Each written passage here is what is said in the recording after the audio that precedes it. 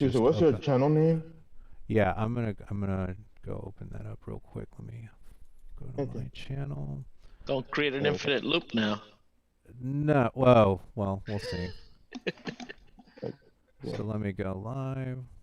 Green Room Games. Yep, green room. Ooh, I probably should not be showing you all that. Uh, Yeah, until I'm actually there. Let me see. Right now, yeah, I understand. built-in webcam, streaming I'm, software. I'm also a content creator as well. So, Yep, that's definitely not the page you want to show them. yeah. Okay, let me go and go to my restream. Yeah, Unreal Engine is open, and I think your laptop can handle both Unreal and Blender being open at the same time. Yeah, Yeah, it should be able to.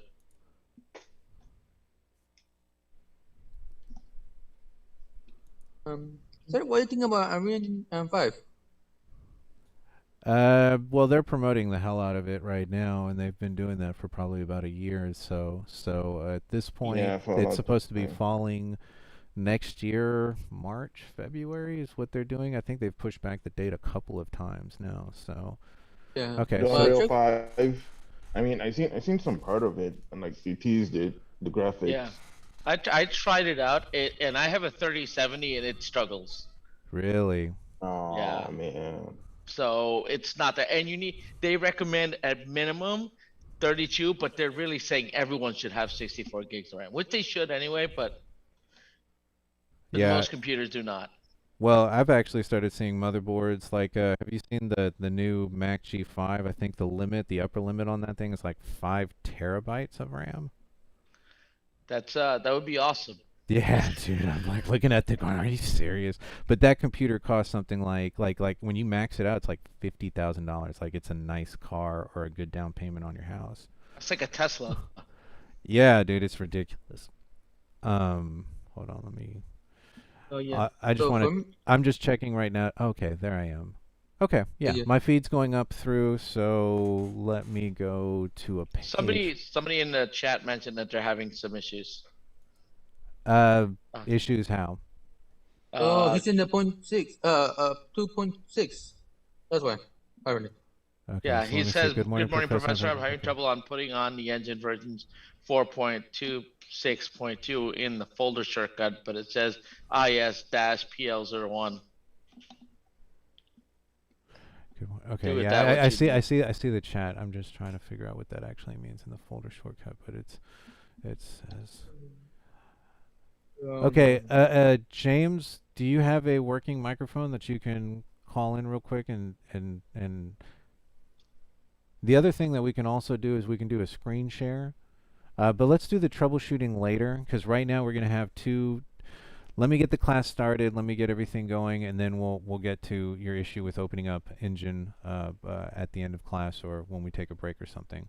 For right now, just follow along. Can you hear us and follow along with what we're doing? Because the class Yes, is being I can hear okay. you. Fantastic. So, um, okay. So since I've got you real quick, explain your situation. You're saying that you're trying to open up the engine, and when you open it up, the shortcut is giving you Hmm. that error message. Yes, it just gave me an error message. I tried to follow it, like deleting um the trash on my OneDrive, and I did deleting all of them, but it Okay. still keeps saying this error, like ISPL01. Okay. So the best thing to do with that, and usually when I get an error message like that, I will take that error message, do a Control C over it, and then type that in with Unreal Engine version, the version that you have, and then Hmm. error message, and then put that error message there. And then then you'll do a Google search and see because most people will have had situations like that, and if you can go to other people and find the issue. Like right now, that's what I would have to do because I don't actually know what that means. It could be a million different things based on what computer you have, what version you're trying to download, what happened to your files. Maybe the download came down corrupted, and maybe you have to down. I don't know. It could be like a lot of different things. But we can look. There you go. There's some answers. There's a link.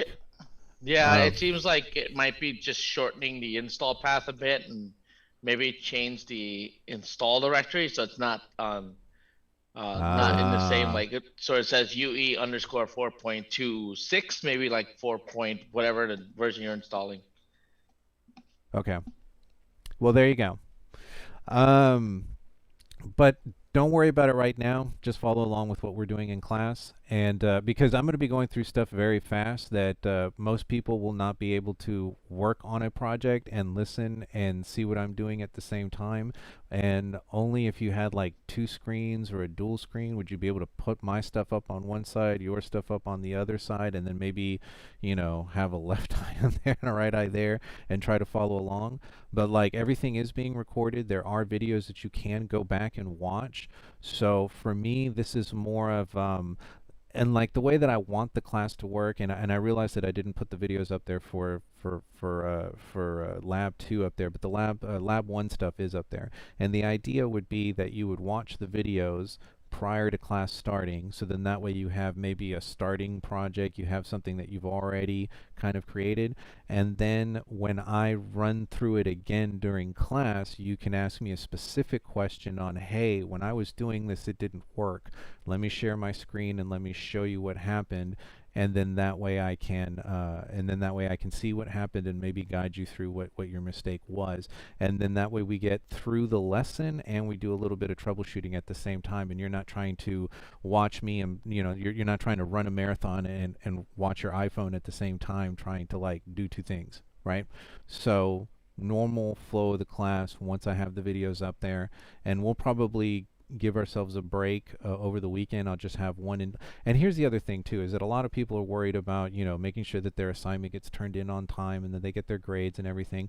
All the labs are not due until like the second half of the class. Okay, so it's not that I'm giving you lab 1 and 2 today and they have to be done by Monday.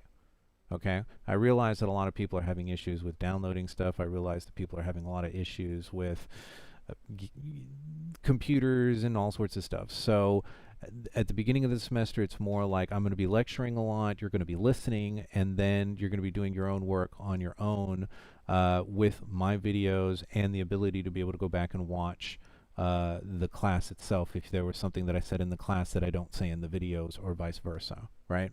So that's sort of the way that we want to handle the way this goes. So anyways, so I wouldn't worry about trying to get it, because there was a lot of people, I think, last class that tried downloading the software and then that just killed their internet feed. Like they just didn't have enough bandwidth to be able to download the software and be in the Zoom call at the same time. So just follow along, see what I'm doing. If you have a question while I'm doing something, ask. You know, otherwise just watch and not necessarily do, just watch. Okay, so before we start, let me show you where that YouTube page is. Let's go here. So it's going to be Green Room Games, and I'll make a link available to this. And it should actually be here. Did I start the... It says that I'm live. Let's see, videos.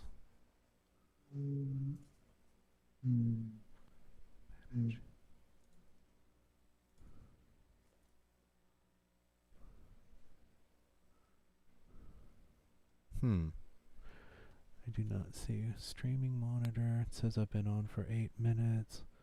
Oh, I threw it on the music production page. Dang. Okay. Okay, this is where it will eventually go. I'll probably have to download it from that page. I have multiple YouTube pages, so that's the problem. So right now it's actually going to one of my other pages.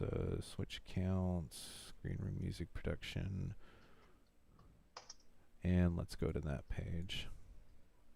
So there I am, right there. You can see that it's on live and it's going to the wrong channel. But I'll download this video and then move it over to the correct channel.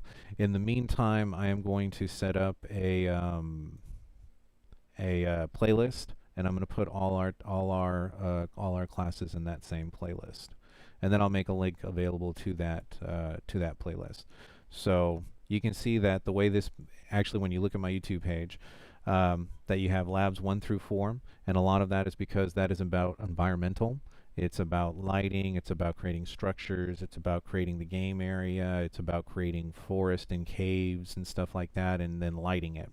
Game levels 5 through 8 are going to be about the enemy characters, and then 9 through 10 are more about the player and how they maneuver through the game, like menus, and then the win and the lose conditions that you need for that, and then Lab 11 would be how to export your game as a standalone.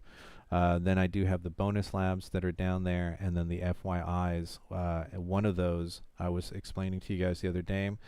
Optimizing, it's this one, it's the second one. It's optimizing textures to reduce processing power on your computer and GPU. So that's the video that I'll link. I'll go ahead and link all three of these inside of Canvas soon. But in the meantime, if you were in Canvas, let me make sure that, yep, that's the right class. If you were in Canvas, at least the first links to the first couple of videos are there. So this is a way that you can get there now. Right click, go here. That's the video. And you see right there, Green Room Games. So if you click on Green Room Games, you go straight to my page, and then you have access to all that other stuff, all the other videos that are there. This is how you'll be able to watch the videos prior to class. And these videos are more concise. It's not a class, it's do this, then do this, then do this, then do this, and this is why you're doing them. So it's a slowed down version, and these you can pause, fast forward, rewind, just like any of the other videos if there's something that you missed. So let me take the roll real quick. Let me go and do that, and then we'll jump into the 2 lectures that I have real quick. We'll do what is a game, and I forget what the other one is, but I've got them ready. So let's just go hccs.edu. Oh, I typed that in.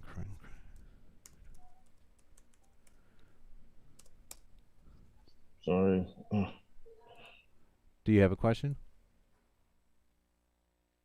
No, I don't have a question. I just had to mute because I didn't want you guys to be disturbed by what's going on in the background. Okay, yeah. Actually, if for anybody that hasn't, I think I can just hit one button up here. It says mute everybody.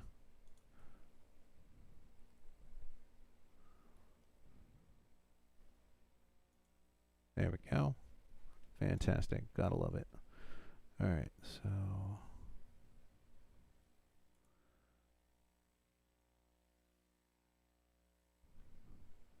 So yeah, for now, I'm going to have my departure from the USB, and yeah, and then move it if it's going on. okay. So the USB is having problems. No, not for now. Okay. Well, Only you know, we open departure it. for now. You know what? I'll use you as a guinea pig. We'll see how much you can handle, and then we'll base that off of that. So first person on the list is Hamid. Hamid, are you here? If you'll unmute It's yourself. And say, Ahmed. oh, sorry, Hamid. It's okay. It's okay. Okay. I know some people get it twisted. That's okay. Sometimes I'm dyslexic and I have problem with like looking at letters. They just don't come out of my mouth saying that what I mean. I know. I understand. Some people could just call me Hamid. Hamid. Ahmad. Okay. What do you prefer? To say it again the right way? Hamed. Hamid. Okay. I'll try to get that right. Yeah. Morales? Or is it Salvino? The last name Baron? Okay, nope. So we're going to say not here today. Oh, you know what? I'm at almost the right place. There it is, attendance roster.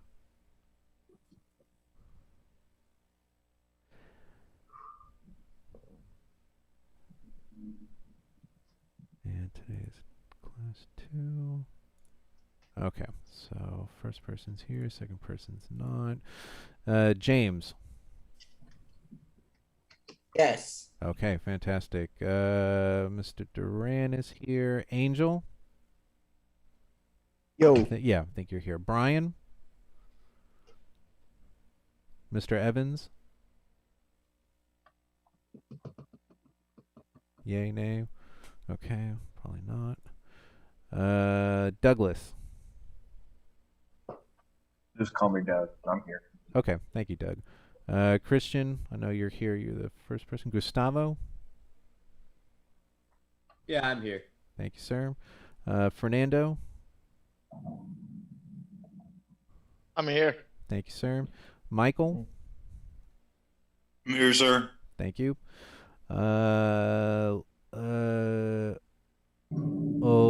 Olasboni Bomi. Last name Oki.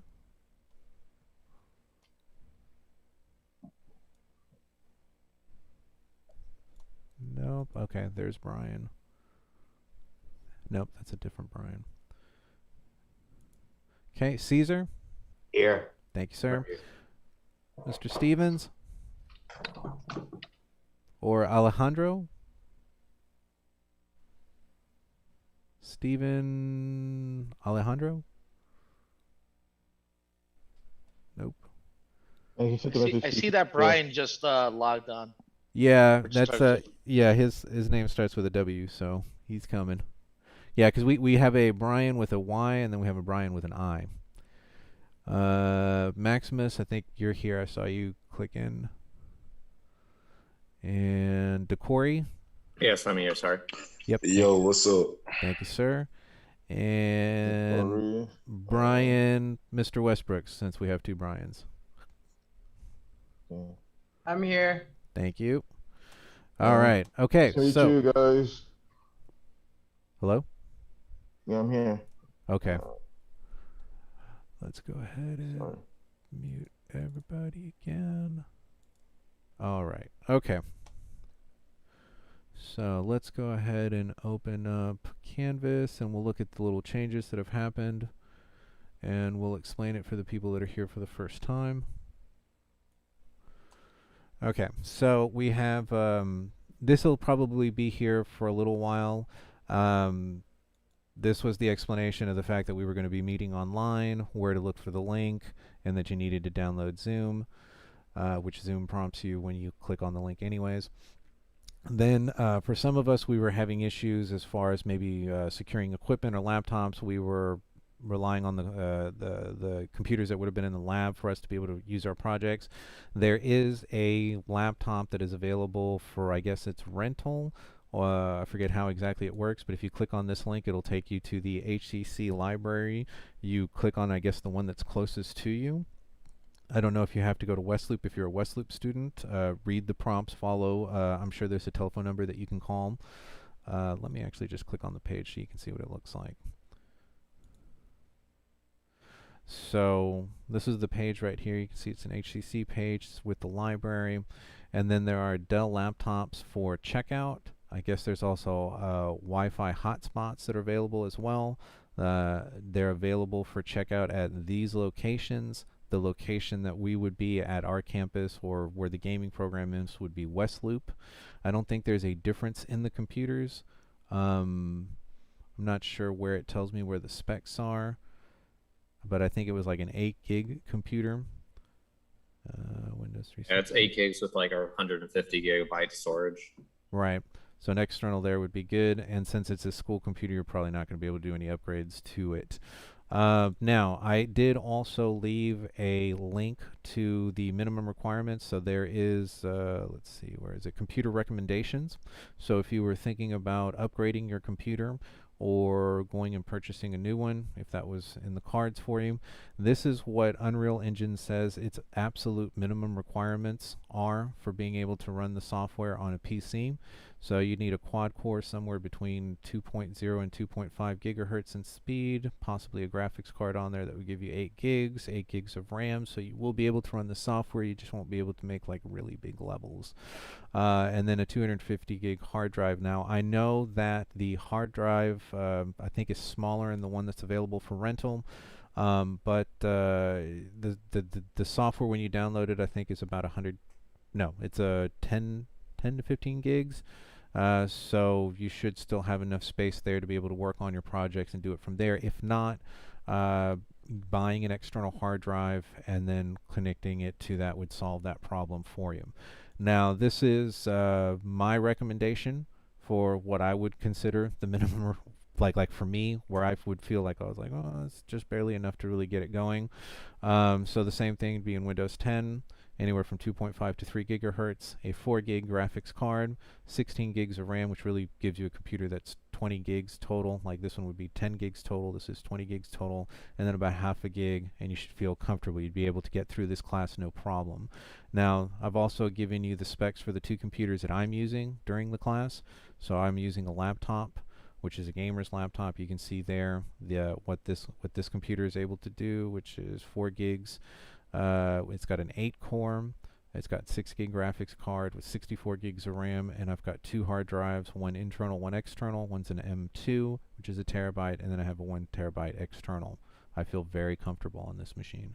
And then I have my desktop, which is what I'm doing my broadcasting from, and then these are the rates that I have on that. So, and then here I've also, this is with me running OBS and all the other stuff that I'm running on this computer, this kind of suffers. I would probably be able to do it fine up here. I just don't have all the USB connections and everything I need to be able to run it from the faster computer. Anyways, so that information is there as asked in the last class. For those that are new, what you'll do is you'll come to this one. This one will be the module that tells you where the next class is. You click here. This will generally be a greeting. Any instructional information that I want you to think about or do prior to the next class starting will be here. The topics for the next class will be there. So there's our 2 lectures that we want to get through today, which is what is a game and then the history of video games. And then what I would be expecting you to have completed or have started prior to the next class meeting, which would be that Monday. So that information will change day to day as we have classes. The link will always be here. It will, last time it said class 1, now it says class 2. All of those oh, there's Oki. Sorry, Mr. Oki, because that's his last name. Or her last name, I don't know. Okay, so we're there. And then this would be the link for you to be able to get in. Link is always available 15 to 30 minutes. I'm usually pretty good about getting that 30 minutes in. And then, you know, we usually have 30 minutes before, anywhere up to 30 minutes to an hour afterwards. I do have another job that I have to get to by 5 o'clock on Mondays. So we'll have to cut it short at an hour after class if we do that. From there, record of the classes are here. So if you missed the last class and you want to see what we did or covered, if you want to see what's going on with the syllabus, if you want to find out what's going on, how you're going to be graded, all that information is in this class right here. So you'd click there. And I believe you can actually watch it from here. And if you want to, you can bounce out and you can go and watch it on the YouTube channel. So let's jump back. And there will be, like right now I'm recording a copy of this to the wrong channel, but there is going to be a record of the class because it is streaming to one of my YouTube videos. From there, you have links to important software. So there's the Zoom software, there's Epic Games. If you want to go back and watch the other video, you can catch up on how to use this link to download the information or download Unreal to your computer. There's a copy of the syllabus, so you can click on there and read through. Again, there's another copy of the information of how you're being graded. There's also a schedule for the class is available here, so that it gives you an idea of how the class is going to progress and what we're going to be doing in the class. Again, watch the other video if you missed the first class. From there, every time we get to a new lab, there will be individual links here that are set to a playlist that has all these videos in order, and you'll be able to watch through the labs. So if you missed class, we did the downloading launcher and installing Unreal. We did this in the class. These are, again, links to separate YouTube videos that re-explain that information. Saving projects and file management, how to use the X, Y, and Z tool for location, rotation, and scale. And we did talk about the differences between geometries and static meshes. We did not get to this, so when we get through the 2 lectures today, we'll start with basically covering the information that was here, and then from there I will have the links available for you in Lab 2 as we start building our structure and building our house for our character to be able to walk inside of. Okay, so let's go ahead and, is there any questions for those that are new this time around, or for those that had issues last time about the structure of the class or what we're going to be doing? Were you guys able to watch the video from last class? Do you have any general questions before we move on into the lectures about the class? Yes, I for one, I'm totally new in this class because I already missed the first class actually, Sure. like I said before. Yeah. What we're doing creations of games, right? Yes, this is design and creation of games, game 1306. Uh, Is that the class that it's harder to walk into the wrong class when it's online? no. I'm not Oh, walking to the wrong class. It's just that I'm just only new because I used to do like networking and stuff. It was because I had to change programs because the program I was in was obsolete. oh. Okay, so Yeah. so are you still, was the previous one with HCC? Yeah. Okay, so what you're saying is you were following a graduation path with certain classes, and then that graduation path was dissolved in favor of a different set of classes, and you're transferring classes or trying to finish that degree program. Is that what you're saying? And No, you're I have to wondering, change. That's what made me to move into this program. okay, so you were not in gaming, I mean, I like gaming because gaming is one of my hobbies. but the other program that you were in was not gaming. Yeah. Okay, I understand now. All right, Mhm. so yes, this is definitely gaming. Okay. Yeah. All right. Okay, good. So we'll go ahead and move on. Let me go ahead and open up the first lecture. And I will have PDF copies of this for you guys to be able to go back and look. Mostly this is just to fill in gaps and to sort of set the tone for the class, right? So let me go. Well, no, that's PDF. I don't want to open up the PDF. Sir? I haven't done it yet. Hold on. Sir? Yeah. Okay. Oh, There we go. oh, Professor. Uh-huh. I did what you said the other day about upgrading my RAM, Okay. and oh my gosh, that was actually expensive. Oh my gosh, I had to spend like $200 just to get it. I took my laptop that day to Micro Center, and Yeah. it got fixed. It got upgraded the same day, and Yeah. I got upgraded to 32 gigabytes. So.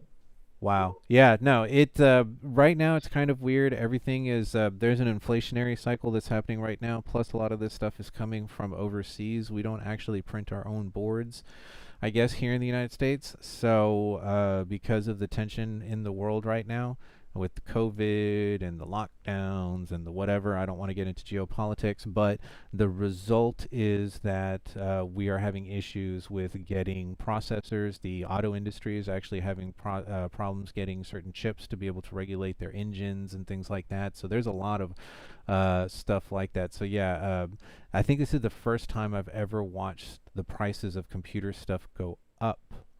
It usually goes down as new stuff or faster speeds become available. So yeah, I won't say that it was cheap. I'm sure that you're enjoying the heck out of it. I'm sure your computer is Oh, flying I'm a lot. enjoying the heck out of it right now.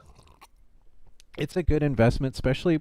Here's the thing, and by no means am I pushing.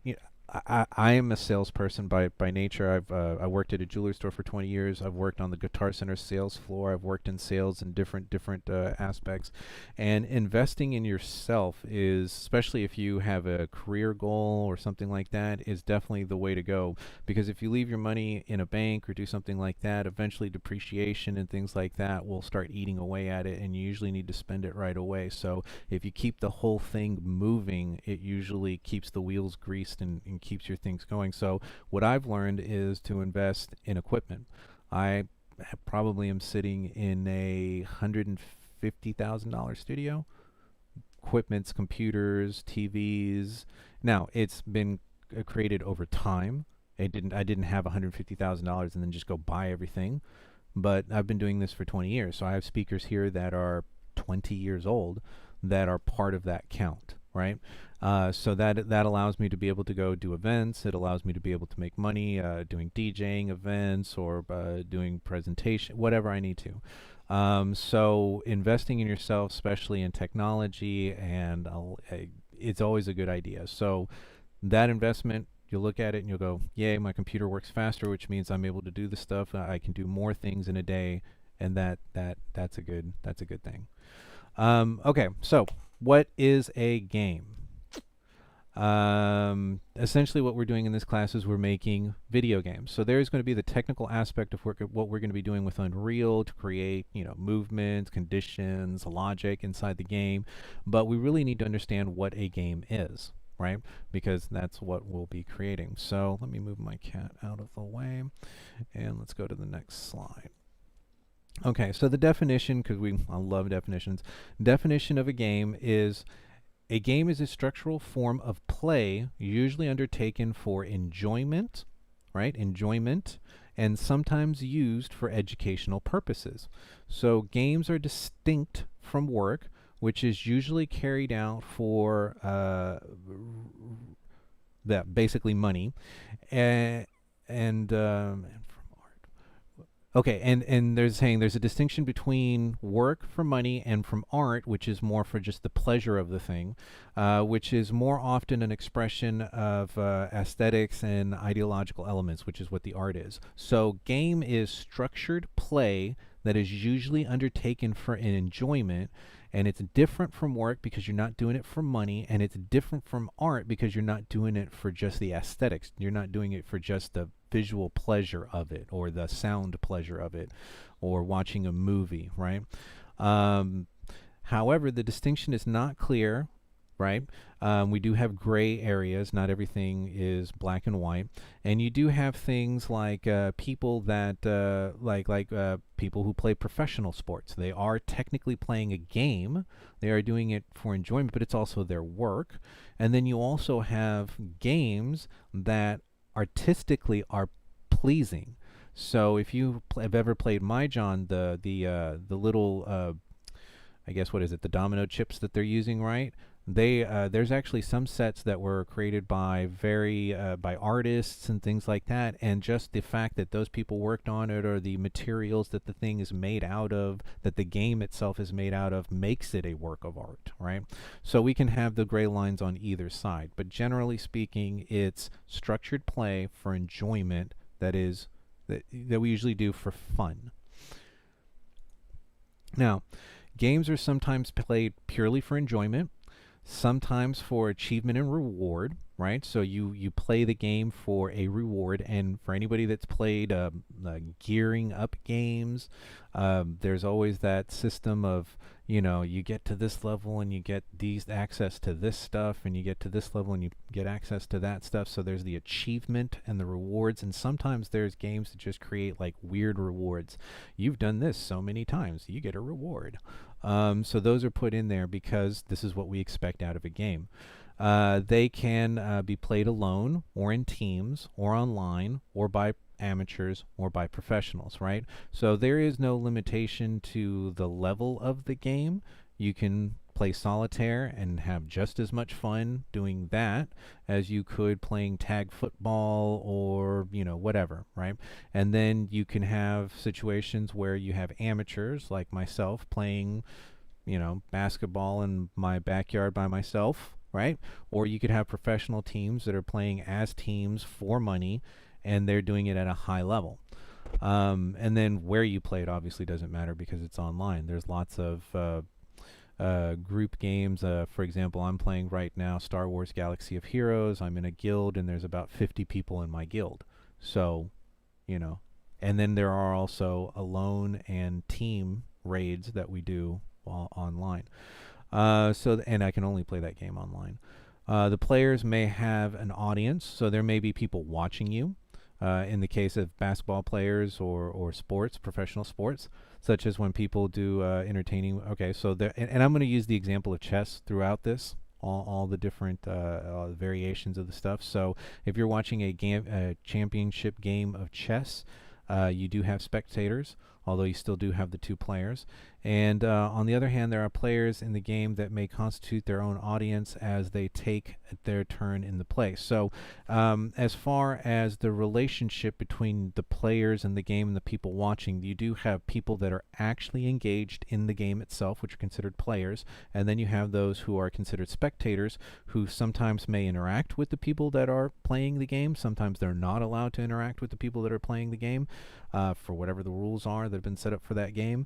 But that's sort of the relationship you have. So teams, alone, online, pro, amateur, different names for people that could be, or different situations that could be in a game, and then the relation, and then the distinction between people that are actually playing the game and then the people that are watching. Because there are, I mean, God, isn't that what Twitch is? Twitch is just people randomly watching other people play games, but they're participating in the game because they're engaging with those people online. So you do have a blurring of the lines there. So games generally involve mental and physical stimulation, and often both. Many games help develop practical skills, serve as a form of exercise, or otherwise perform an educational simulational. There's my dyslexia, and psychological roles. So the idea of a game is that the game can be either mentally stimulating or physically stimulating, right? So we are always going to assign the rules, and we'll get to that in a minute, but basically the distinction between, you can have, the game doesn't have to be non-physical, or doesn't, there are games that are set up that are more for your mind and using your mind to solve. The puzzle games, Sudoku, Mahjong would be another good example. Chess is a great example of that. And then you do have games that do involve you moving around physically on the game board, so you become a pawn or a piece of the game. And yeah, that you have the mental or physical, and a lot of this comes from training people to do things. So if you can make training fun, then people will get better at it. I keep thinking of things like the Karate Kid, the original one, where Mr. Miyagi goes up and he says, no, paint fence, paint house, wax on, wax off, right? And Danielson didn't really understand that he was teaching him how to get, his muscles ready to be able to do this stuff, but he was doing it in a way that hid what they were actually doing. So, you can look at it that way too. All right, so there are a couple of components that have to be present for something to be considered a game. The game needs to be interactive. There has to be a you do something, they do something situation, so interactive. It needs to be challenging. You have to have a certain amount of skill needed for the game, otherwise people will get bored with it and they won't play it. The game needs to be engaging, which is what I just explained. Either if it's not challenging, they'll get bored and they'll stop engaging with it. Immersive, meaning basically that all your faculties have been put into the game. Your sight, your hearing, your sense, your touch, your feeling of time, all disappears if a game is good and it's made immersive, right? And that again depends on the player. Objective goals. So the game needs to have something that makes you the winner and something that makes you the loser.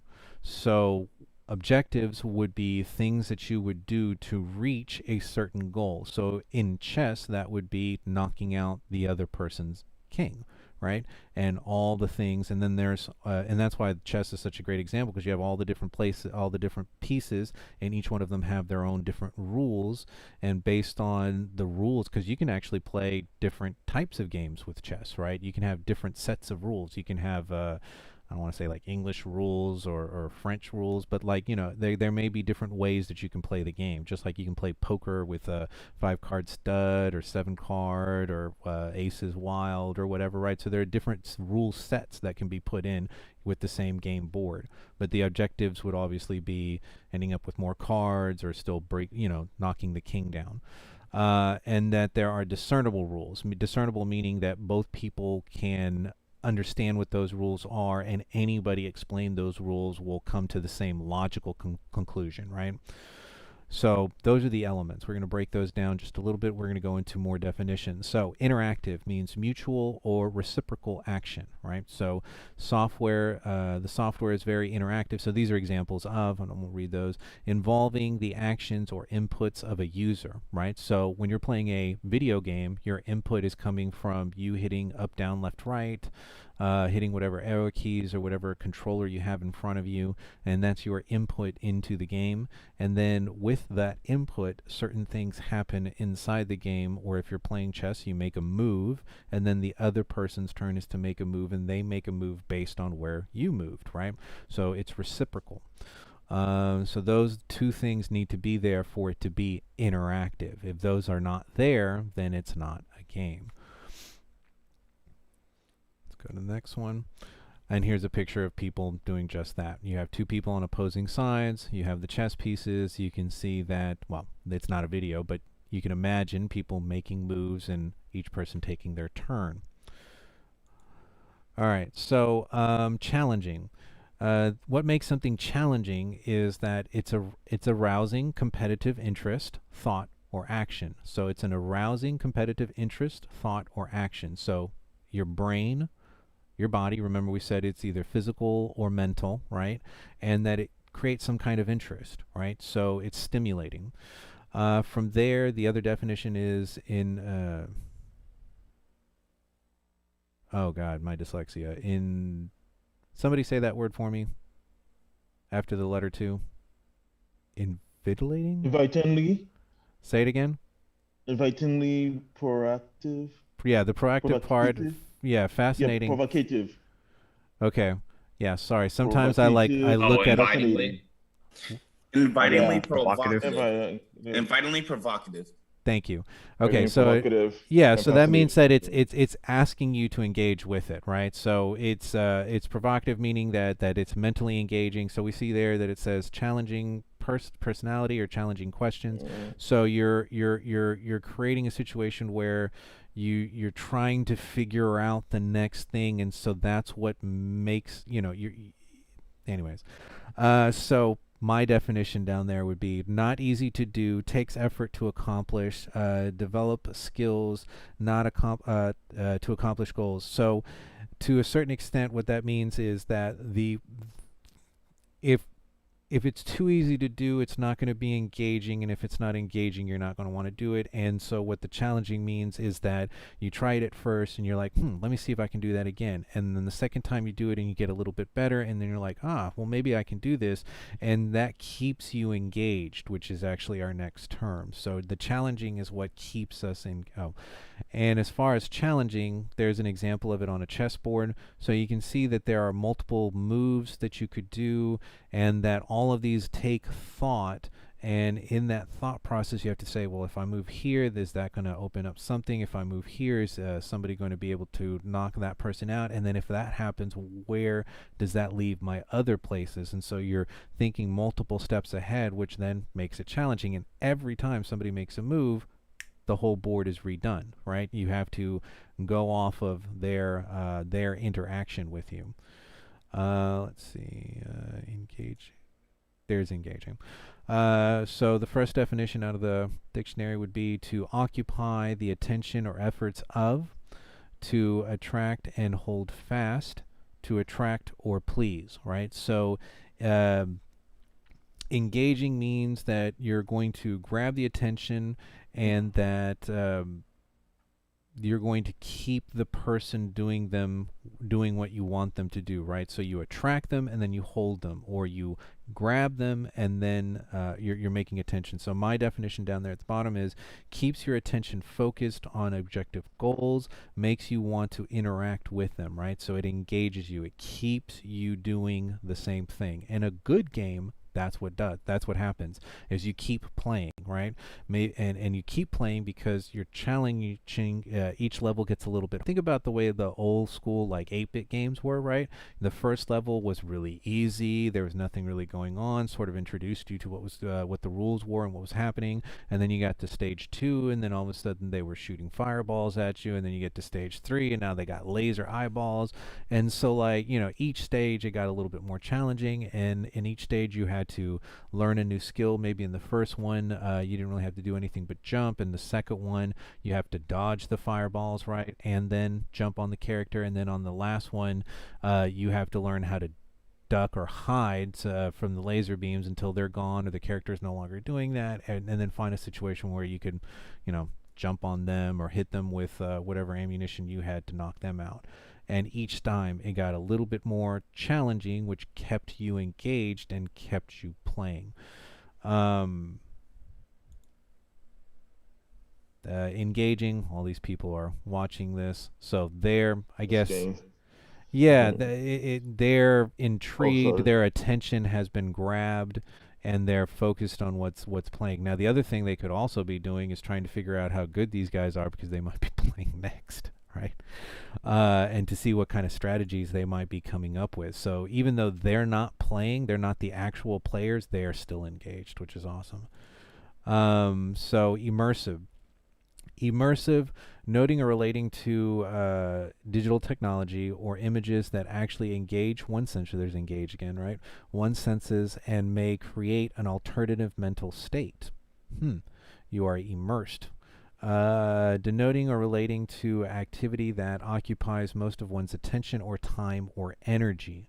And for us who have played video games, that's the one right there, right? Our time and our attention to, well, maybe I should be doing dishes or I should be doing chores, and instead I'm spending most of my time and energy playing this game because the game is immersive.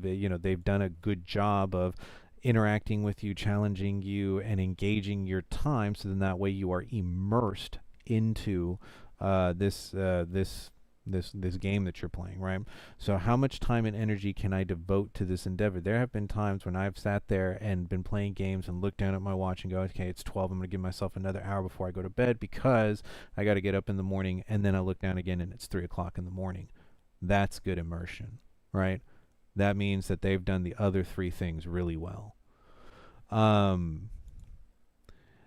Here's immersive. These guys are, I guess, world championship players for chess. You can kind of see that because there's some kind of board back there. There's definitely lots of people taking photography. So this must be the top level, or I don't know who these guys are, but definitely that they're immersed. I mean, you can definitely see they do not see any of the other stuff that's happening in the background. This guy is so focused on where this guy's hand is, and he's looking straight down at the board. So they are completely in their game.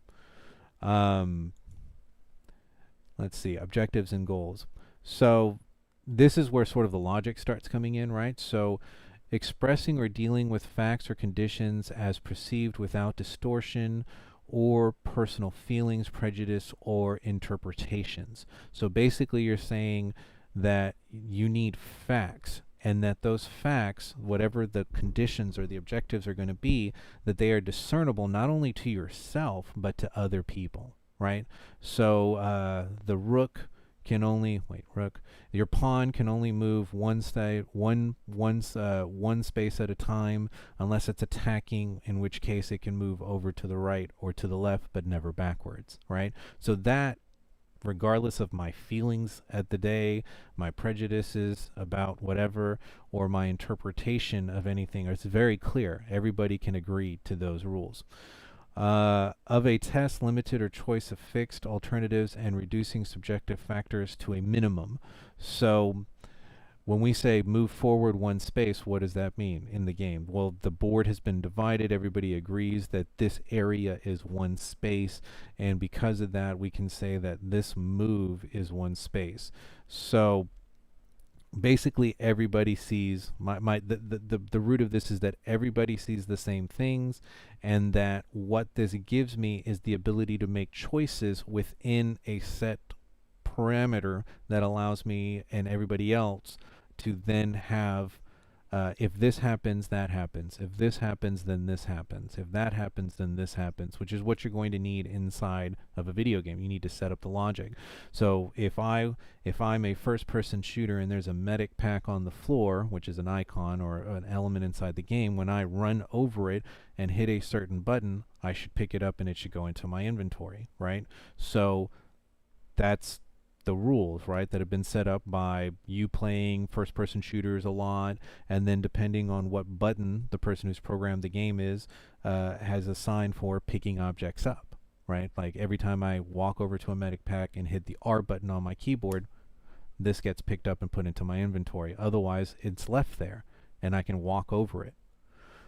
So again, rules, and there may be situations for that. You might want to leave that medic pack there because you need to go somewhere else, and you know you're going to take damage, and you don't have enough space inside your inventory. So you're going to leave it there and not activate it being picked up.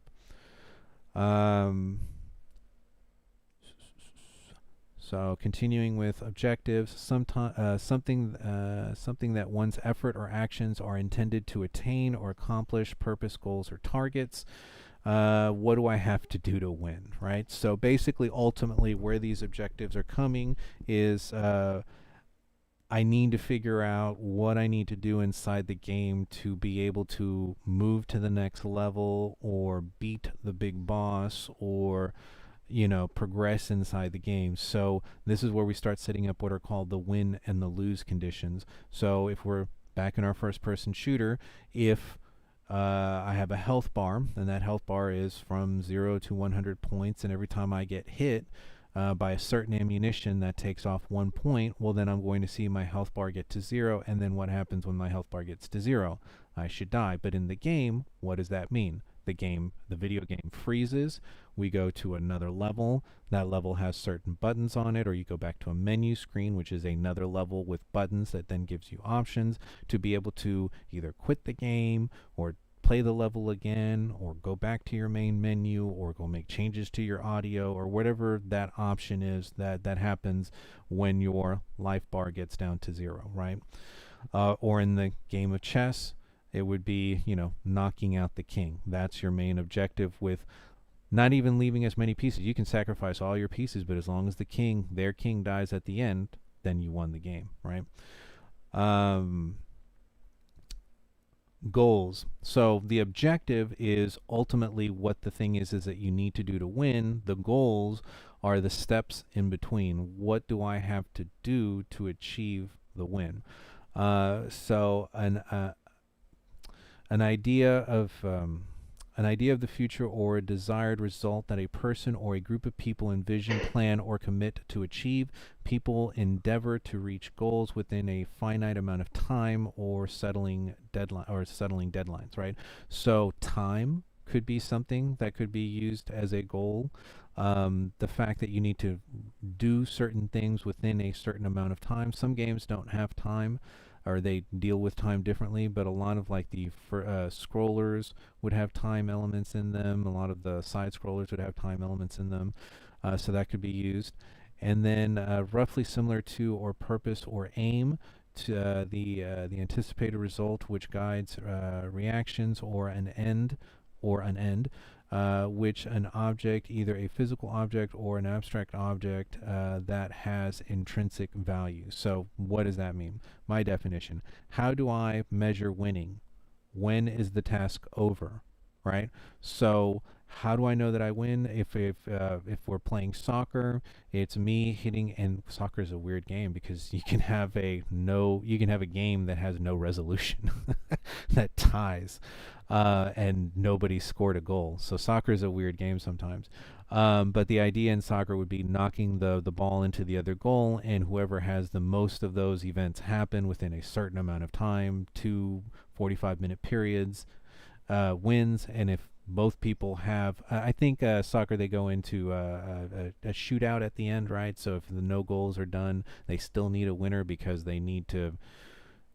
somebody needs to be a winner or a loser, so they go into a shootout at the end. And I think there's also an overtime. You can have a 30-minute overtime. But anyways, I'm getting off track. But basically the idea is, so as somebody that's writing a video game, I need to create these things, right? So for example, if I'm playing Pac-Man, the idea of Pac-Man is don't get hit by a ghost while getting all the pellets. And if you do that, I don't think Pac-Man does have a time on there. I think you can play for as long as you want, as long as you don't get hit by a ghost. And those are the two conditions. If that happens, then you move on to the next level. If you are, and what makes it engaging is that in the next level, they move just a little bit faster. And or maybe the algorithm lets them find you faster, or they get to you faster, or whatever it is. I think it's just speed. You stay the same speed and they end up moving faster, so you really have to book it to like figure out where you're going to go. And that keeps it engaging, which keeps you immersed because you have objectives and goals that you're following, and there are discernible rules. So the objective, I guess, in chess again would be to knock out the king. I think we've belabored that. So discernible rules: to perceive by sight or some other sense, or by intellect, see, recognize, or apprehend. Right. So discernible. You can definitely, that that's something that is different, and you can distinguish it as something separate. To distinguish, mentally recognize, or distinguish as distinct or different, discriminate. So what that means is, so my definition again would be conditions that are easily recognizable to everybody, no doubt about the outcome. If I'm playing a game of paintball and I get hit by a paintball and there's paint on my back, then obviously I got hit and I can't say that I didn't get hit. Right? Because it's discernible. Everybody can look at my back and go, nope, you got hit by a paintball. Go sit out until the next level, right? Or the next round. You're out. And so, that's the discernible rule. Everybody can see that condition and agree that that happened. Or in the game of chess, you made your moves, you knocked out the king, king's gone, you're the winner. Everybody, the rules are discernible. A principle or regulation governing contact, action, procedure, agreement. So not only do you have to be able to, everybody needs to be able to see the same thing and be able to distinguish it, but you also have to be in agreement with it, right? So measurable conditions that are easily recognizable to everybody, often set and unchangeable once the game has begun, right? So once you start playing the game, nobody wants the rules to change, because then we call that what? Cheating, right? So you definitely want to say, these are the rules, this is how you're going to win, this is how you're going to lose, and the conditions are all agreeable. We can all say we recognize that this condition has happened, and everybody should agree that yes, that condition has happened. And when that happens, if the game is interactive, challenging, and engaging, you become immersed, and everybody has a good time playing the game. Otherwise, you say, I'm done, I quit, I don't want to play anymore because the rules keep changing, or I don't understand the rules. Anybody ever happen? There's some board games that are absolutely ridiculous, like that just the rules are so convoluted. Some of these newer games, people that are coming out with these weird card games, some of them are fun. Scythe changes the rules on you halfway through the game. Yeah, you definitely don't want that situation to happen. So everybody has to agree with the rules and be in agreement with them at the start of the game.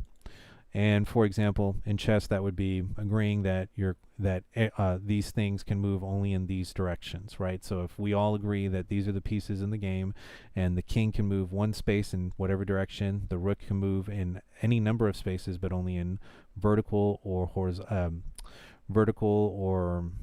horizontal movements. The knight can move 3 spaces up, 1 over, 3 spaces up, 1 over, 3 spaces over, 1 over. The queen can move in any direction, horizontally, vertically, or diagonally. Bishops are only diagonal, and they stay on whatever color they're on. And then pawns can only move one direction or to the right to attack. They cannot attack forward. That would make them a defensive piece. Don't knights move up 2 spaces and 1? Yeah, to the left or right? Yeah, 1 up and 2 up, 1 over. Okay, just making sure. That's why chess is a complicated game. It's too complicated for me. What about the rook? Well, the rook can move sideways any way on the board as long as it doesn't have a piece obstructing it. Right. You can move any number of direction, up or down, left and right, but you cannot move diagonally. Yeah. Anyways, so you can see that we can all look at that and go, oh, okay, I see how those pieces are going to move. And then through playing and, playing other people, the game becomes fun. But so those should be things that we are thinking about, ideas that we are thinking about that are going to be in the background as we start learning about Unreal, as we start seeing how the pieces in Unreal come together and how we can move things around and why things are set up a certain way, right? So from here, what we'll do, let me see what time it is. 1 o'clock. Good. So let's go into the next lecture. Yay, Martin gets to do a lot of talking today. There's the next one. Okay. I mean, we could just focus that on Unreal if you want. No, I really need to go through these because what this does is it really sets up like ideas and background foundational stuff. Like yeah, you can go into Unreal and start manipulating stuff, but here we really need to understand why we're doing things. So history of video games. We need to have a definition of what a video game is. So a video game is an electronic game that involves interaction with a user interface to generate visual feedback on a 2- or 3-dimensional video display screen or device. So electronic game, user interface, and visual feedback is what you need for a video game, right? Video, visual being the optimum word there. Platforms. There have been tons of different platforms, tons of different manufacturers, but the word platform means an electronic system used to play video games or is called a platform. Video games are developed and released for one or several platforms and may be not available on others. These include dedicated devices such as video game consoles, as well as general purpose computers like laptops and desktops or handheld computing devices, right? So we've seen a lot of these guys. I started my career with this one, and this is the one. Yeah. I too. Me too. We're in the same boat. Yeah, I'm. Oh yes, sir. Me too. I seen that one too. Yeah, so you see a couple of the different ones there. I also had another Atari before. I remember this. I remember when this one came out. Genesis Model 2. Yeah. Yeah. Nintendo. Some of them I wasn't even thought of yet because I was born like early 2000s. Yeah. Oh, you're also young. Oh, you missed the good generation. But don't get me wrong. I might not know what it is like completely, and I never felt it, but I seen the greatest video game ever.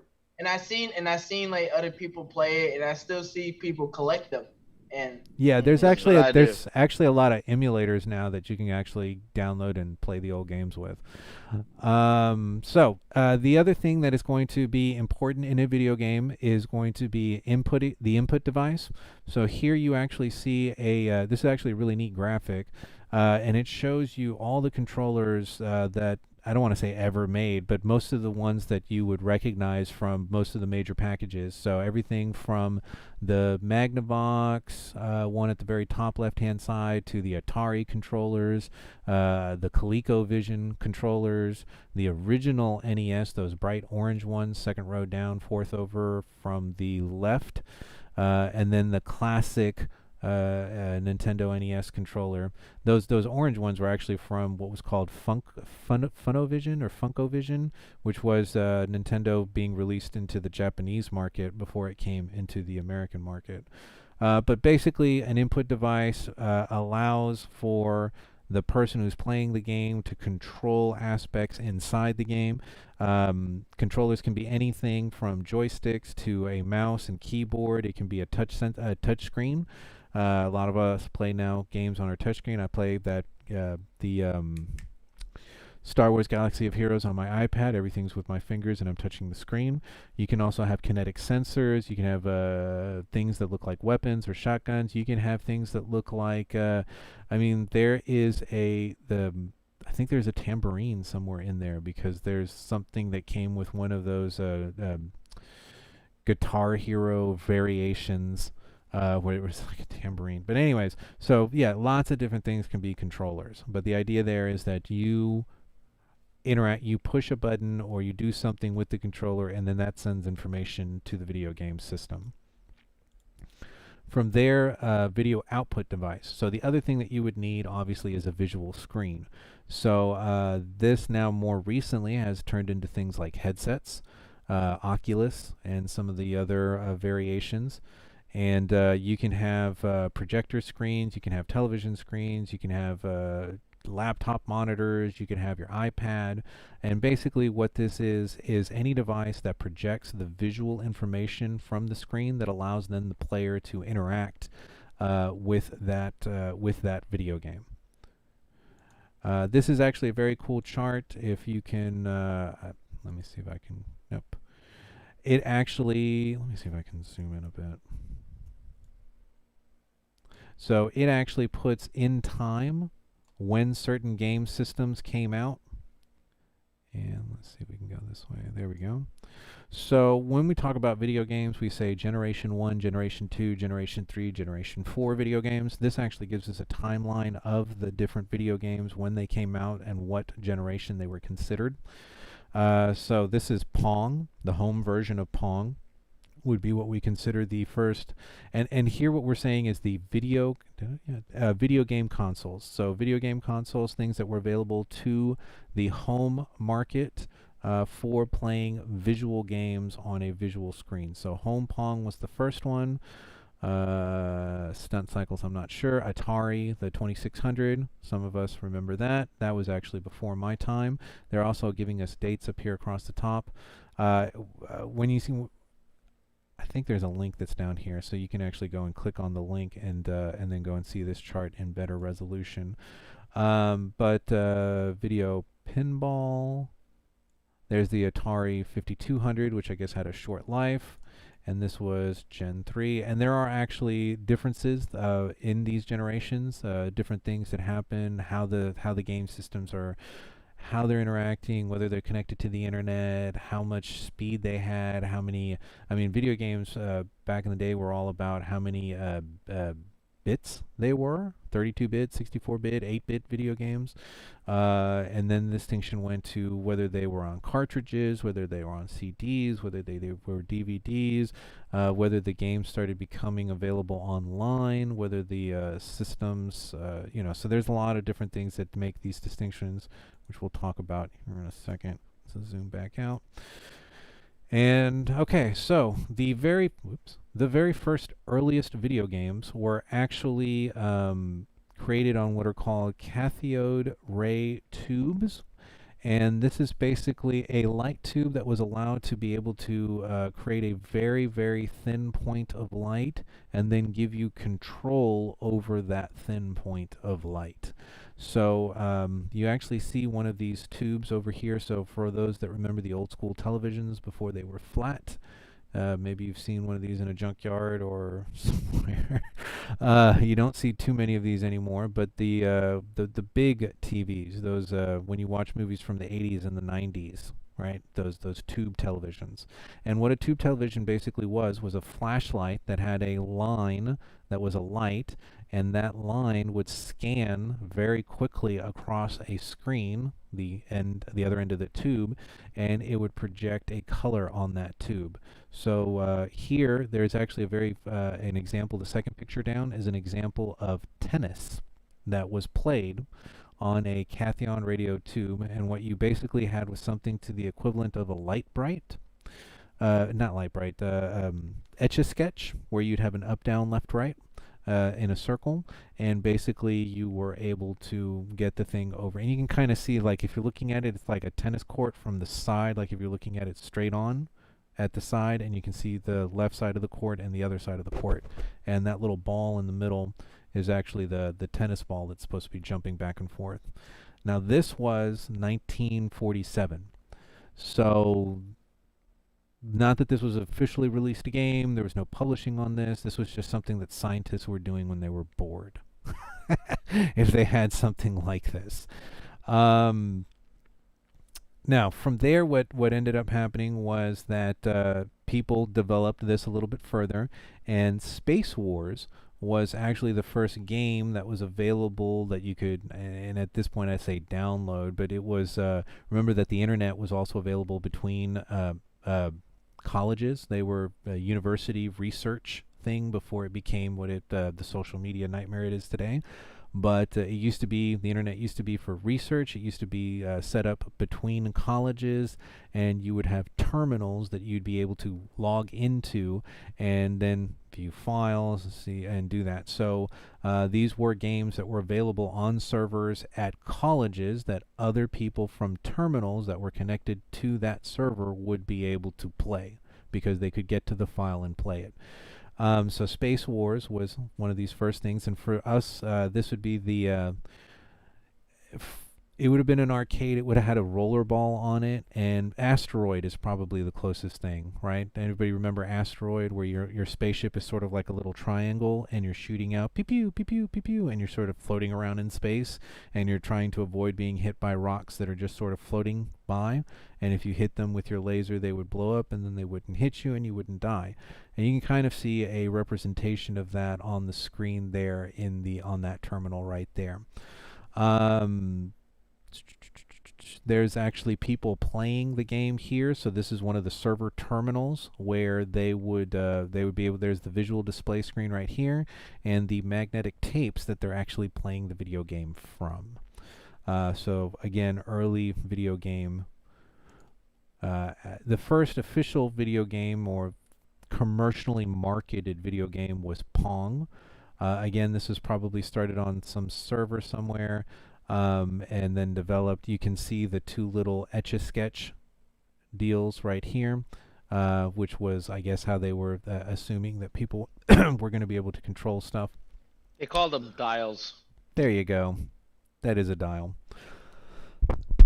Sorry, I've been talking too much. Let me drink some coffee. Oh, nothing like cold coffee.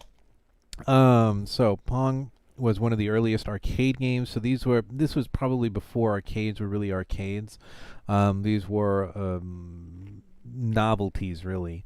And eventually, once enough of these things became available, that's when you started really seeing the arcades. But the arcade explosion really came in the late 70s. Well, actually, there you go. Early video game arcades. Late 70s was really when you started seeing the arcade become a viable business. So Pong was one of the first commercially successful video games.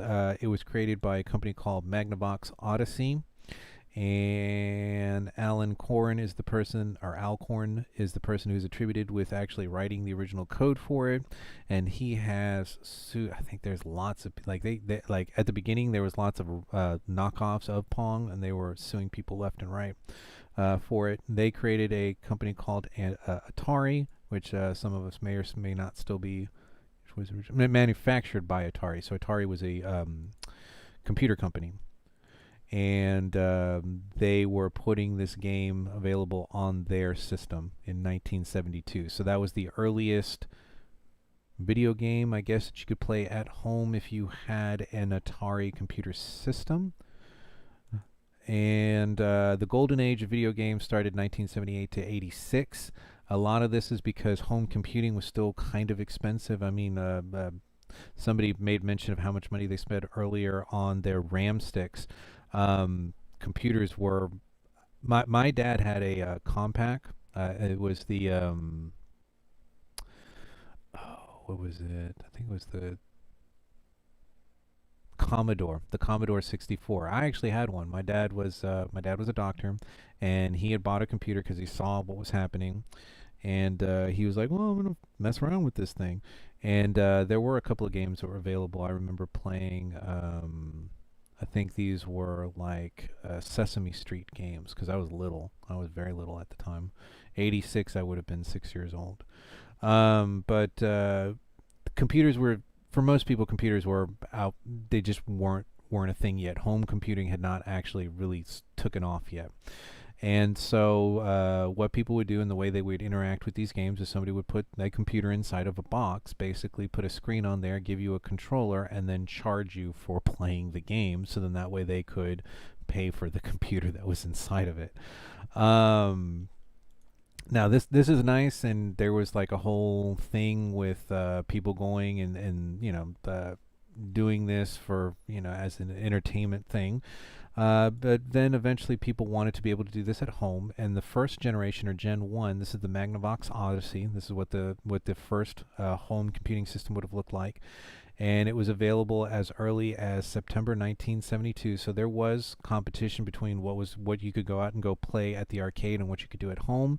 The only problem is this was very limited, because what this would do is it would take the red, green, and blue signals from your TV screen, which would normally be scanning very fast across your TV screen to create your image. This is why when you watch old television, right, you would see a scan line go from the top to the bottom top to the bottom where there was an issue with one, maybe one of your CRTs wasn't working correctly, and they would then you would then take these guys down here and put that over your television. So now you were because they couldn't project this on the TV while also giving you the sort of the little laser light to be able to play the game with.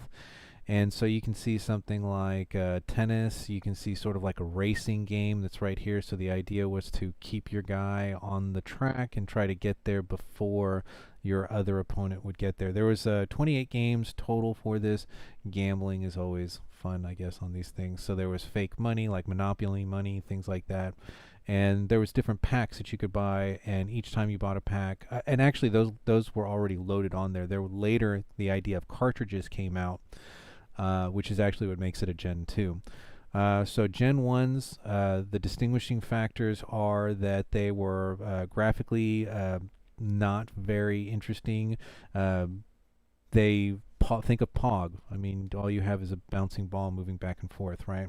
So there was sometimes audio was there, sometimes it wasn't.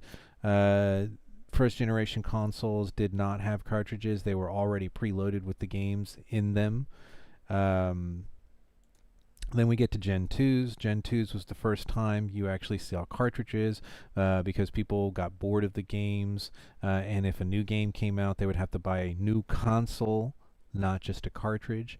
So the idea was, let's put the game on exterior from the device, and this is what actually led to Gen 2s. So there is a ColecoVision, I believe. No, that's the Fairchild Channel F. That's what that's called. The Channel F, and then you have the Atari. I believe that's the 2400.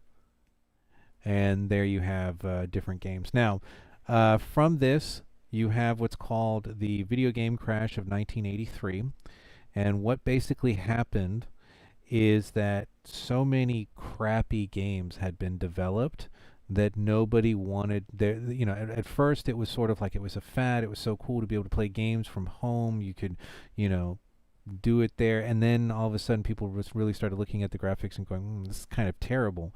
And this E.T. game right here is sort of it's sort of like the last straw on the camel's back, right? That broke the camel's back. It's attributed as the game that sort of like just where people were just like, this is terrible. This is absolutely terrible.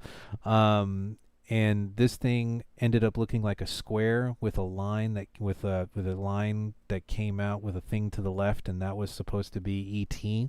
And you're supposed to move around, and the game didn't work really well, and it had really bad reviews, and it was like the last game that was promoted really hard before the crash. So basically what happened was people just stopped buying games. They got bored with playing games at home, and this led to a crash in manufacturers, people making new games. The market had become so saturated with crappy games that nobody wanted to play anymore. The developer was forced to make the game in 5 weeks. Is that right? Yeah. Yeah, it was terrible. The game didn't work. It was really, really bad. So then you have sort of Generation 3 games. The Generation 3 game really is about the controller. If you look at the controllers here, most of this was using joysticks or some type of up, down, left, right, cross grid, and you were more holding it like vertically, right?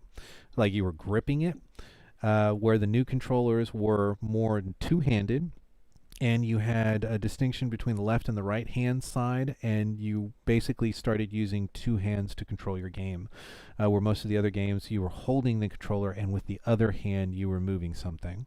So Generation 3 is the first game that starts coming out with things like this, like crosshairs and buttons. This is actually, so the Family Computer, or the Famicom was actually the Famicom, yeah, the Famicom was the original Super Nintendo. So this is what was released in Japan, this brightly colored thing over here. And then they repackaged this obviously for an American market, and that's what became a compact defibrillator. Dude, it is the weirdest looking thing. Yeah, because you basically put the two controllers here on the side. It looks like an ambulance. Dude, Yeah, that's what it Yeah, is. it looks like one of those shocking things. yeah. A Yeah, but You guys defibrillator? want to see what Defibrillator. one looks like? I have one on camera. No, Oh I mom have is a, playing. Oh my My boy just God. got a random family Dude, you got it. Like, yeah, My the boy- controllers. Oh, The He controllers had it were on deck, attached. too.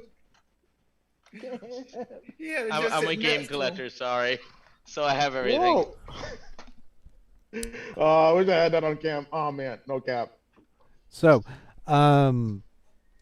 yeah, so again, cartridges were still being used, and then this is really the era when they started looking at the bit rate. The bit rate basically is how many pieces of information you have to be able to define a certain number of outcomes, or to be able to define something. So what this is it's either a 1 or a 0, right? So it's digital, and then from there you have 8 placeholders. The first one being 1, then it doubles. So 1, then 2, then 4, then 8, then 16, then 32, then 64, then 128.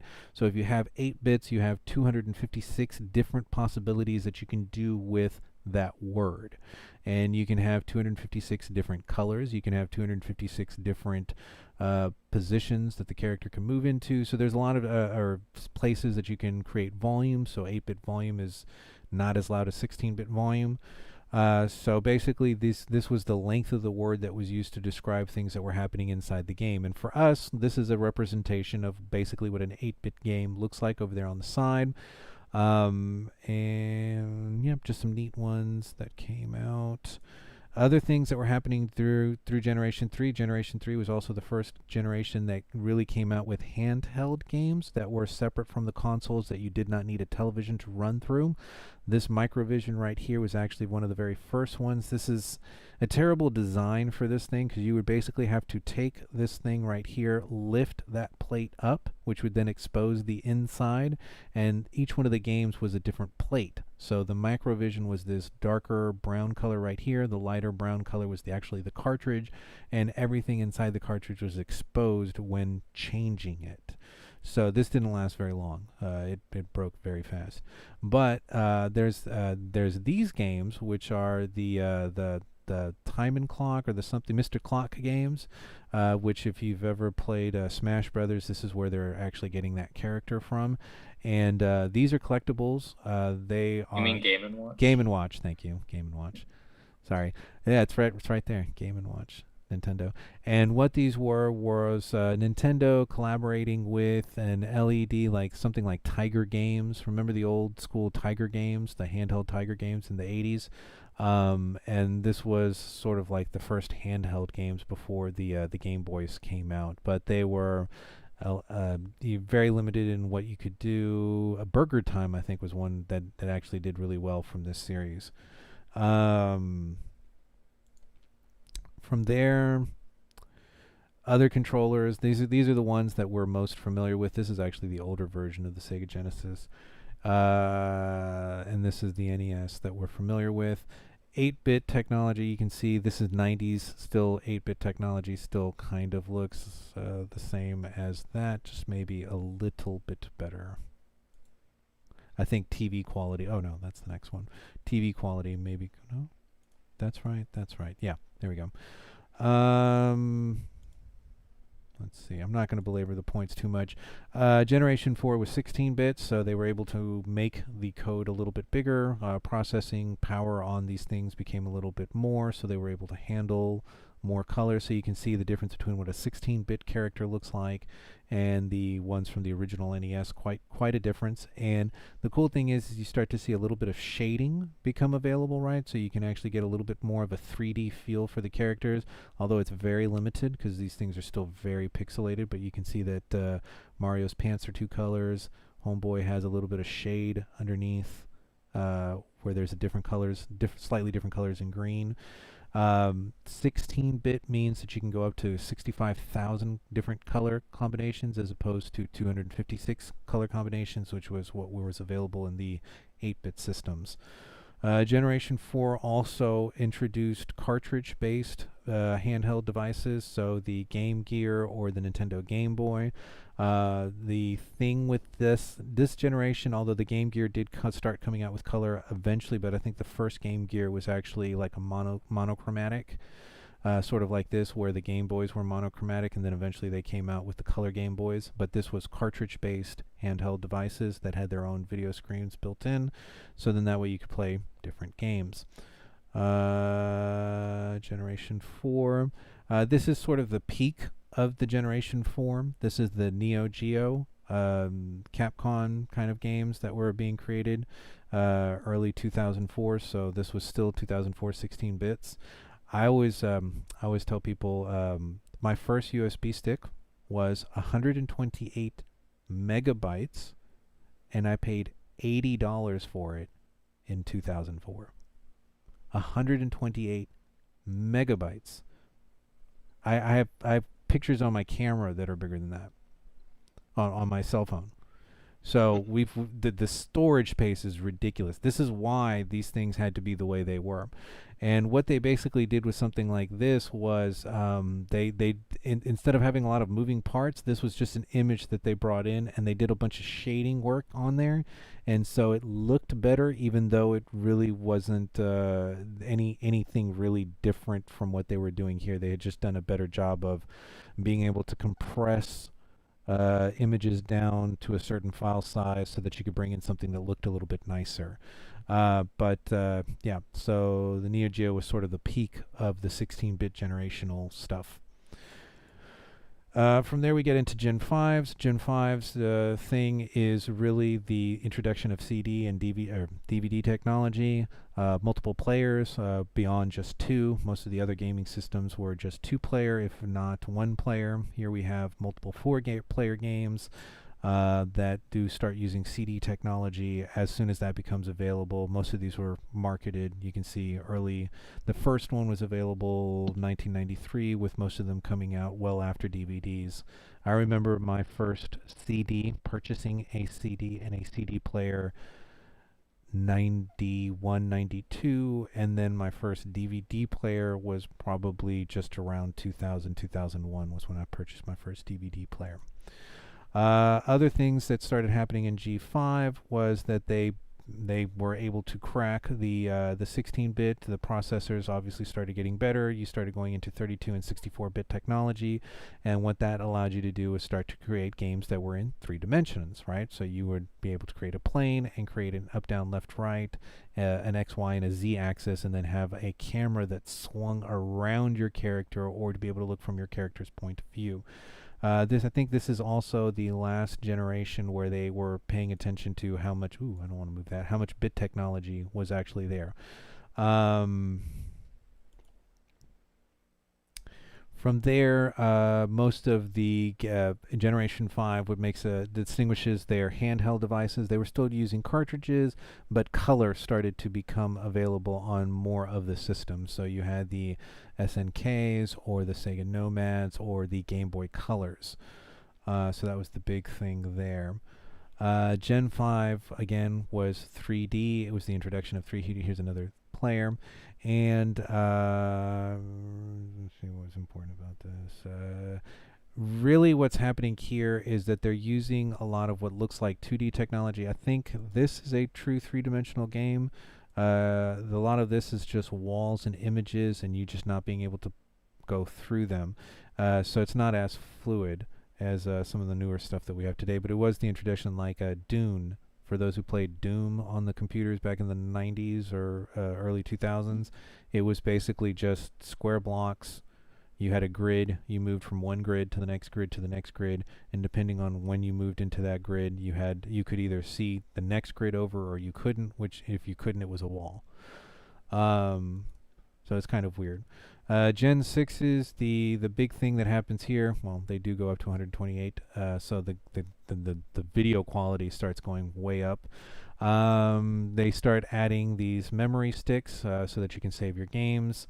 So they start introducing external memory, and then a lot of these things start moving online. So this is the generation that they start. The internet is by this point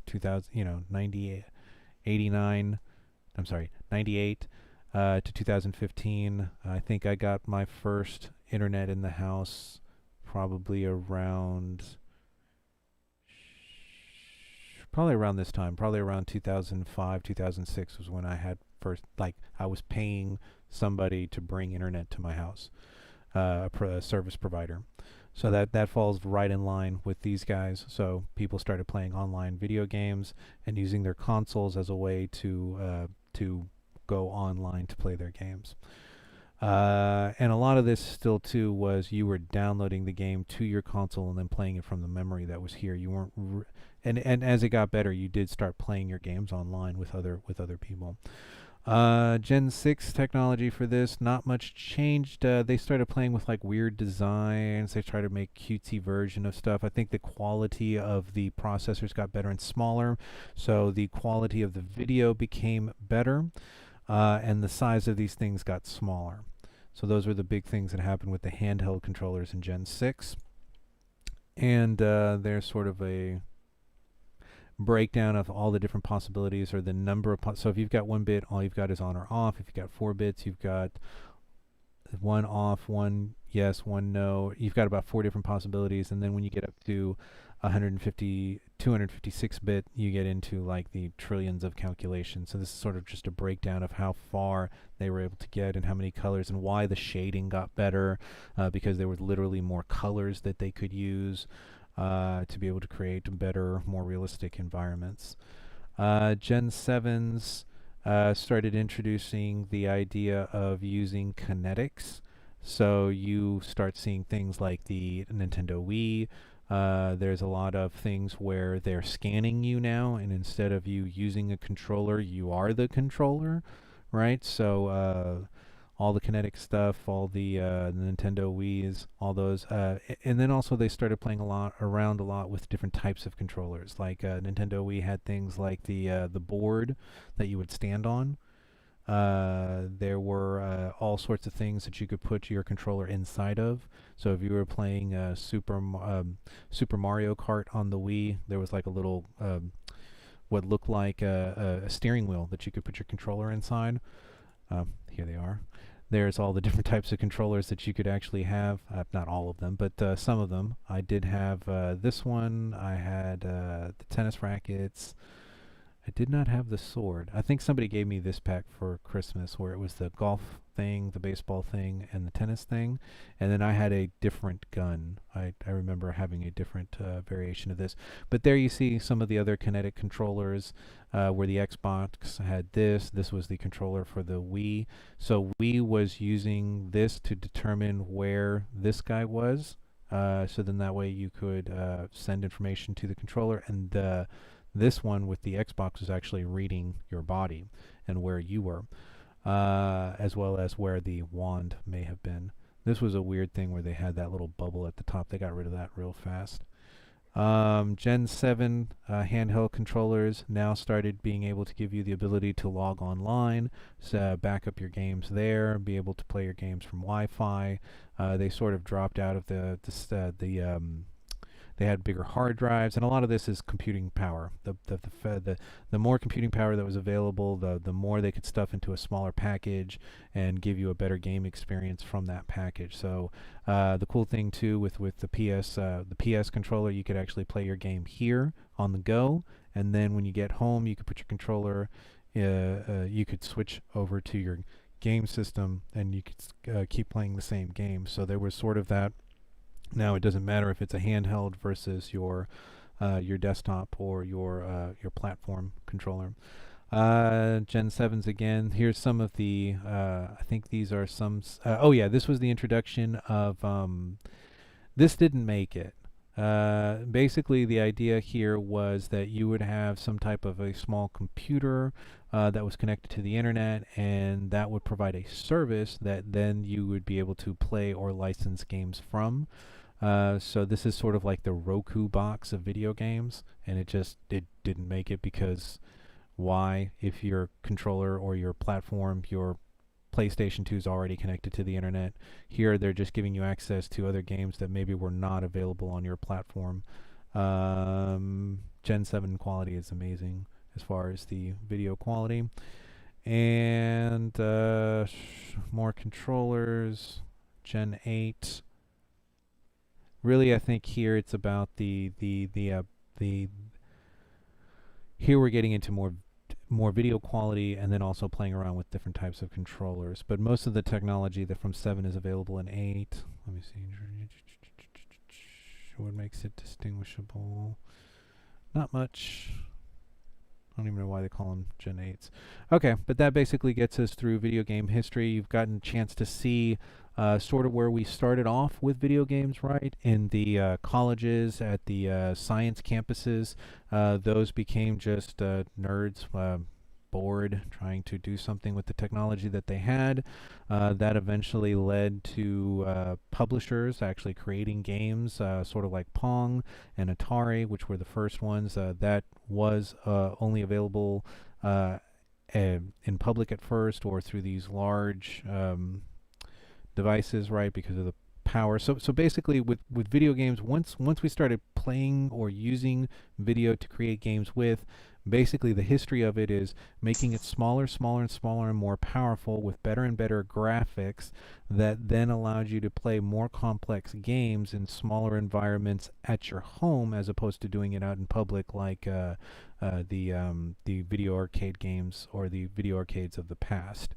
With each generation's either getting smaller, faster, or changing the location of where the game was actually played from, whether it was from your controller or from the internet, and then your access to those games.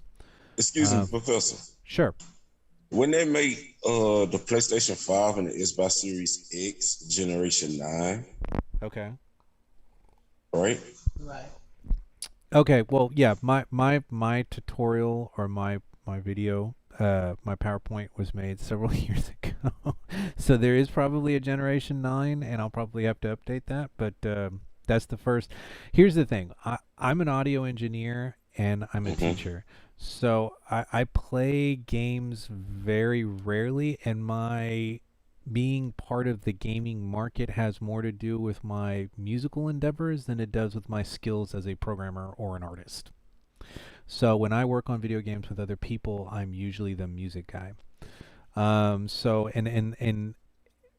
and I've always had 3 jobs, so I really haven't had lots of time to play video games. I can tell you that some of the series that I really like are, I played the Skyrim series. I love that. I played the Resident Evil series. That was great. I've had I love that. most of my video game playing was when I was an adolescent or preteen. So, you know, it was yeah, here's a video game system. Y'all go play. Shut up, please. We're tired. We want to go. You know, my parents. We're tired. We want to sleep. We want to rest. We want to make food and feed y'all and, you know, whatever. And so they weren't. Yeah. So, you know, the game was purchased so that way we'd have some entertainment and we weren't bothering them. So I remember the NES. I remember the Super Mario games. I remember all sorts of games that we used to play on that.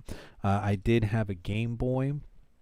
I had the original Game Boy. I remember the first time I stayed up after midnight was playing my Game Boy. I was playing the Super Mario game that came with it, and I think I had made it to level 2 by this point. I got to the underwater level, and I looked down. I was like, "Oh my God, it's midnight!"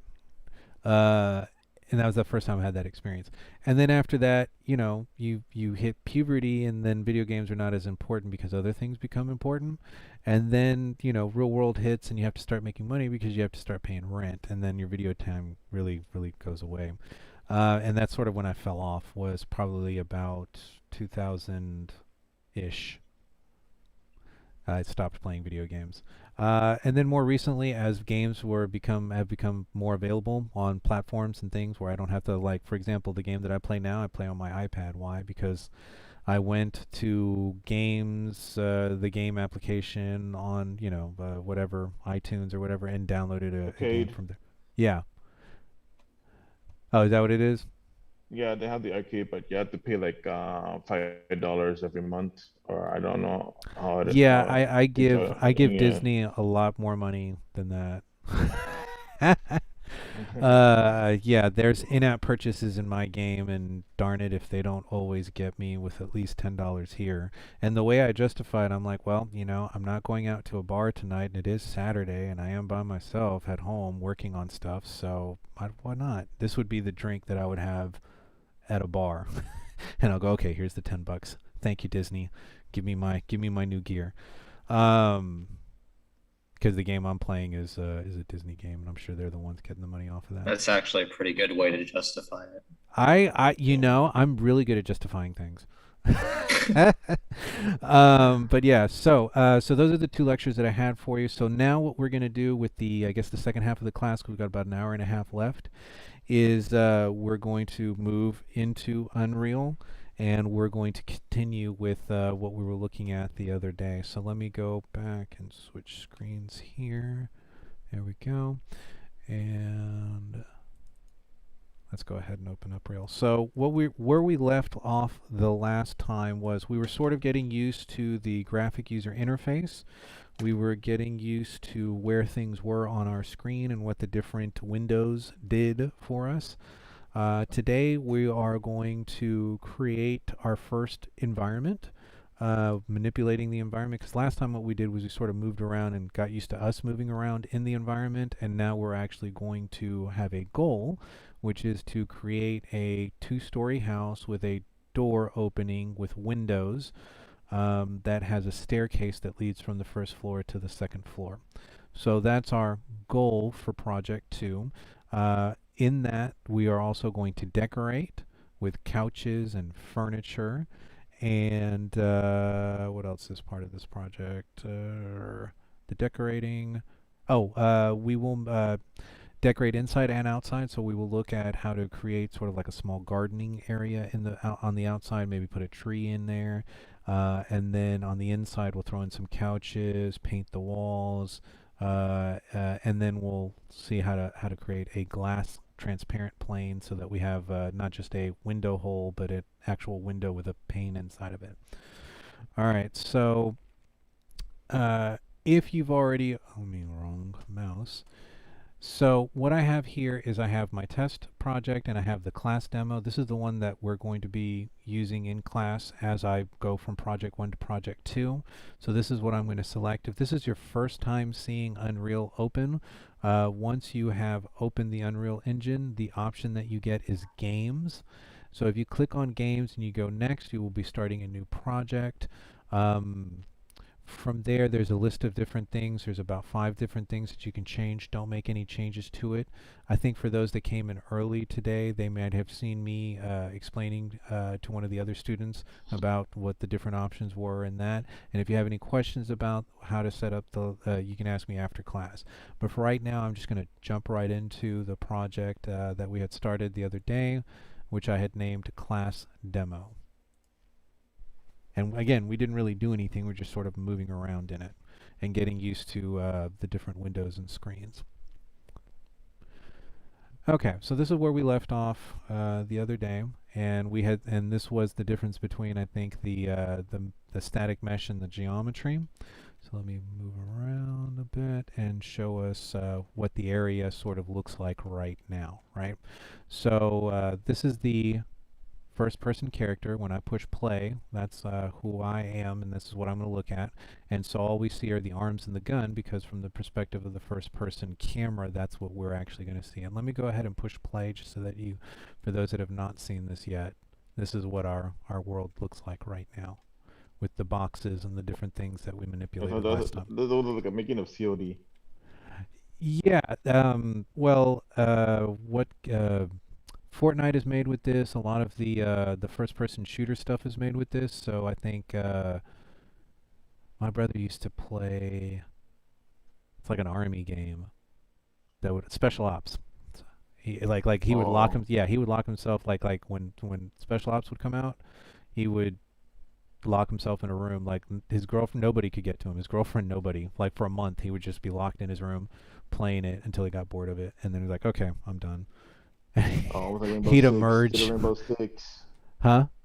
Rainbow Six. Yeah, dude, he was nuts about that. So anyways, so this is our default game area. There's a couple of changes there, some things that we've added. So for those that open up the default first-person template, this is about what you would see. Now, the very first thing that I'm actually going to do is I'm going to change the floor. And the reason why I changed the floor is because right now the floor is a static mesh.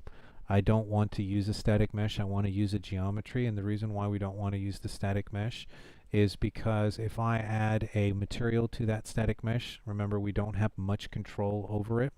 So I'm going to go to content, I'm going to go to starter content, material, and I'm going to pick a tiled floor, and you're going to see what happens. So unless we are an ant or we're making a game called Honey, I Shrunk the Kids, this is not very useful for us.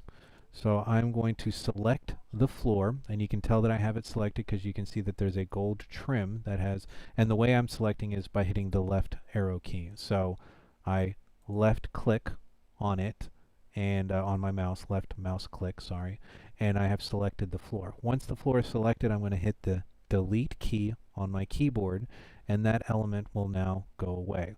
And you can see that it also has been removed from my world outliner. It's no longer there. So what I'm going to do is I am now going to go to geometry, and I'm going to grab a box, and I'm going to zoom in a little bit closer to where the floor was, and I'm going to place the box on the floor. Now it's going to come in a little bit higher than the rest of it, but I'm just going to drop it down using my my multi-tool there and grab the x-axis to move it up or down. Now from there, remember that we don't want to stretch this, because if we stretch the geometry, we are stretching the cubes that are built in there, and when we add a material to it, that material will be stretched also. So what we want to do is we want to select that geometry, and then we're going to go into the details panel, and this is where we're going to change its dimensions. So I'm going to leave the z-axis 200 units, and I am going to extend this out by 5,000, and then I'm going to extend this out by 5,000. And what we should end up with is an area very similar in shape to what we had earlier, maybe just a little bit bigger, and we're still inside of our walled cage. Good. All right, so from here, now if I take that that same brick material and place it on the floor, you'll notice that it comes in at a reasonable size, and if I push play, my character does feel like he's, or she, whatever, is walking on a, I don't think we have any females in this class, right? I think we're all That's what I was thinking the other day. I think everyone should do that. yeah, I think we're all dudes here. But anyways, and apologies if there are any. I thought we had at least, I thought it was like one person and her name was like Danielle or something. I thought so too, but they haven't actually made it to class yet. So I saw that name over Ivan's I just think face in cam my earlier, and I opinion, think he she changed just- it. Okay. I think it's, in my opinion, it's just a majority of males and then maybe just like one female. That's what generally always happens here in our gaming classes. It's you know, I guess whatever.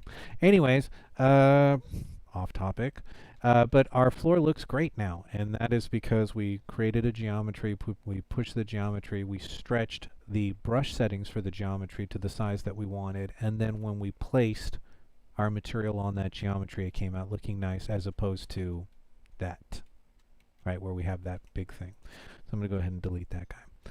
All right, so so there's our floor. Now, the next thing that's going to happen is that, unfortunately, or fortunately, however you decide, I'm going to erase one of these walls, and I'm going to go ahead and push play, and I'm going to show you that, ooh,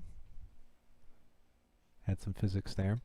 There's the edge of the game board, right, the 5,000 by 5,000, and I'm actually just going to back up and fall off the edge, and now have died. Because there is an instant kill in the game, in the first-person player, that if you fall below a certain z-axis, the game stops. So I'm going to hit escape and move back up, and my character is still in the same starting point. So I definitely want to create a system that my character cannot fall off the edge, right? Now, same thing with these walls. These walls are actually generated using static meshes. So I'm going to left-click, delete, and left-click, delete. So now we have no walls, and I'm actually going to clean up my area a little bit. I don't like these guys, don't like that guy. Let's get rid of that light, which was from the other day that we brought in. So we can show that, and we'll get rid of our staircase for now.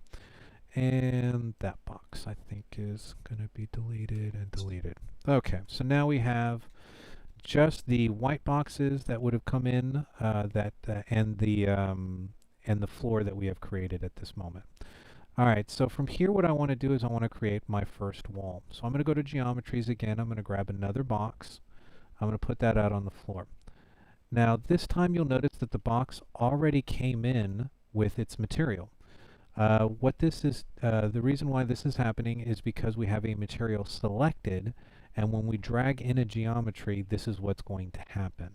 So if I did not have, so down here I'll just click in the empty space and you'll see that none of them are highlighted now.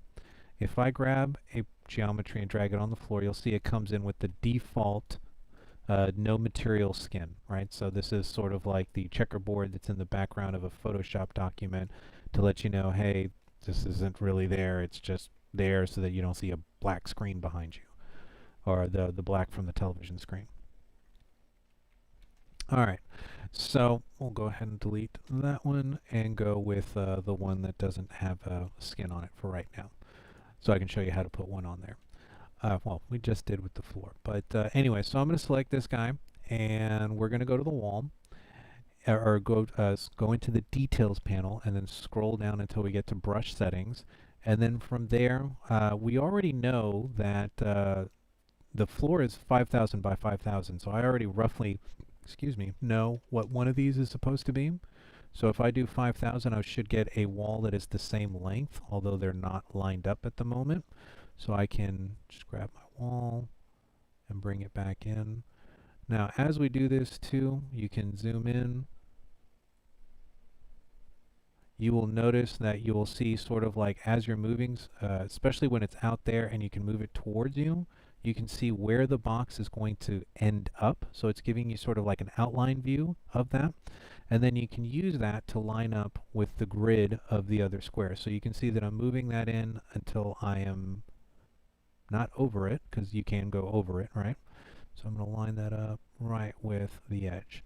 And if I do that, I should have at least one of those angles correct. And let me, again, slow down my camera speed. And we can see that there is no overlap on that edge. Okay, now we still need to fix this side, right? Because it's probably going to be shorter on one end than it is on the other. So whatever it's extending out on that end, it's missing over here.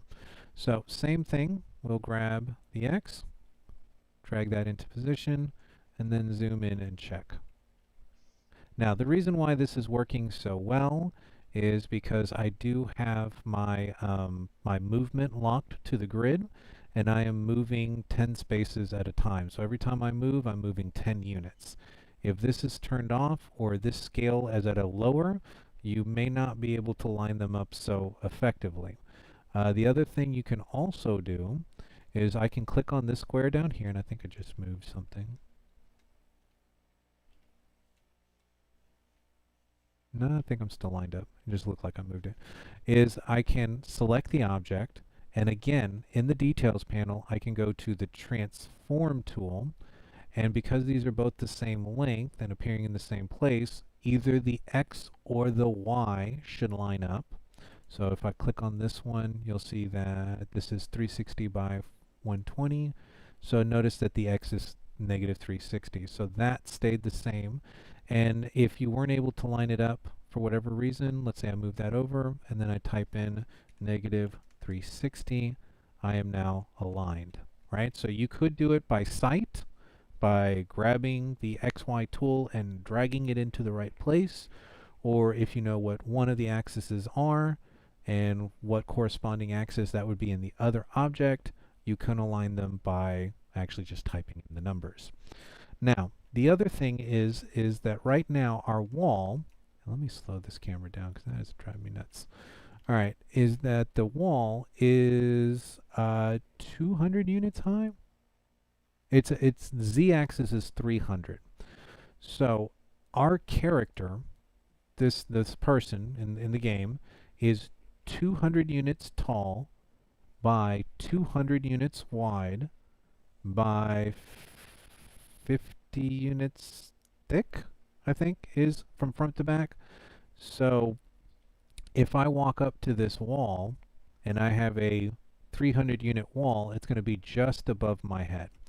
Now, if this wall, let's say, was 200 units,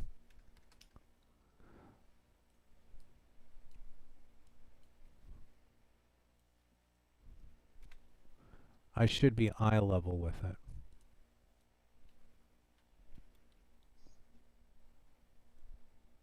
Now, I think what happened in the last example was some of this was actually below our plane. So that looks just even with us. Let's make this, let's say, 100 units. Now, the way that I'm getting it to line up with the platform underneath is I'm hitting the END, the end key on my keyboard. So you know how you have insert, delete, home, end, and then you have page up, page down, which is next to your numeric keypad, right above your up, down, left, right arrow keys. I'm hitting the end key, and what that does is it aligns this platform with the edge of the other platform. So that makes it really easy to stack things on top, and there's no gap in between them. So that's a really neat way to do that. So that's the END key on your keyboard. So let's push play again. And this is now only 100 units tall, and you can see that it is indeed shorter than I am. And at 100 units tall, my character can actually jump on that wall and fall off. Yay, I'm dead again. Alright, so let's move back into the game. So, 300 to 400 units is generally tall enough to make a good wall. So, let's go. We've selected the wall again. Let's make the wall's z-axis, let's say 300. Again, some of that is hiding underneath the surface because it expands from the middle. When you make changes, it always expands from wherever that point is in the middle. And so that's why we got some of that underneath. I'm going to hit the end key on my keyboard again, and now I have my first wall. And let me move the camera a bit faster so we can see that a little bit easier. Nice lined up wall. Okay, so from here what I want to do is I want to go ahead and dress the wall. I want to put the skin on the outside of it, or the material layer on the outside of it. I want there to be a distinction between my floor and my wall, so I'm going to go find a different type of brick and lay it in there. And just prior to doing this, I'm going to right click on the object. I'm going to say select select all surfaces. Oops, no, that's everything. Why did I grab everything?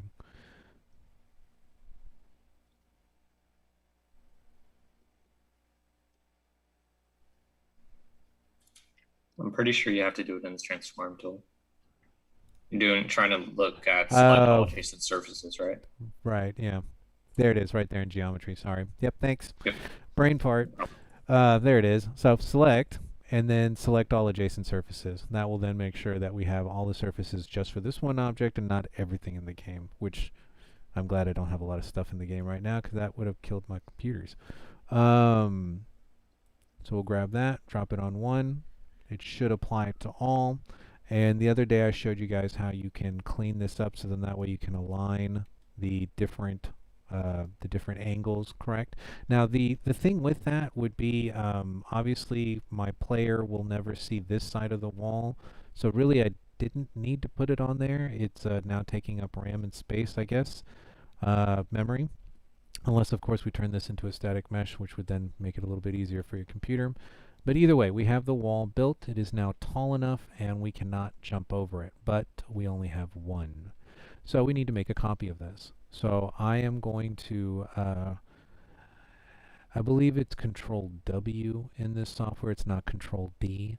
But if we right click on the object, we should be able to go to Edit, and there is a duplicate, and a duplicate is Control W.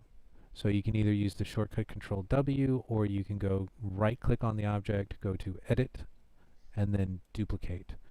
And once we've duplicated it, we can see that we now have 2 of them. and from there I can just position this one in the proper place. Same thing with the aligning, and the aligning should be actually a lot easier because we already should have, and nope, this one didn't.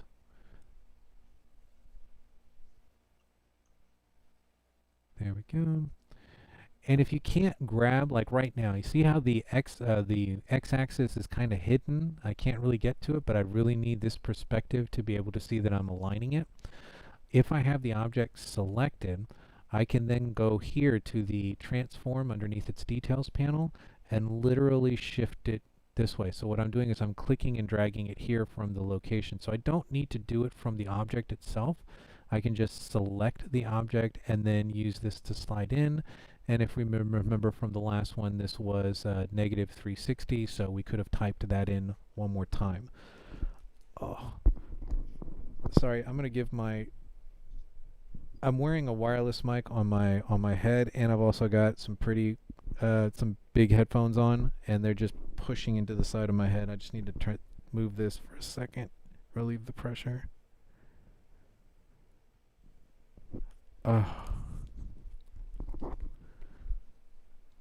Yeah, I'm wearing glasses, then I've got a wireless mic, and I've got a pair of headphones on to get this to work. And they're like pushing on my temple, like that little thing right above, like the back, like up and to the left of your eye. Anyway, so we have our second wall. So now what we want to do is we want to make the two walls on the other side, right? So there's actually a really easy way to do this. And to keep it more or less aligned where we are.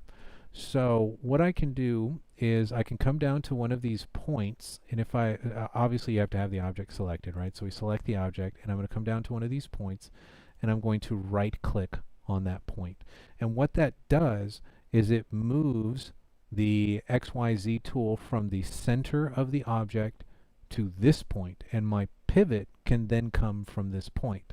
So I'm going to hit the space bar to go into the into this tool, and I think before we do this we need to duplicate it, otherwise we're going to be moving just the regular wall.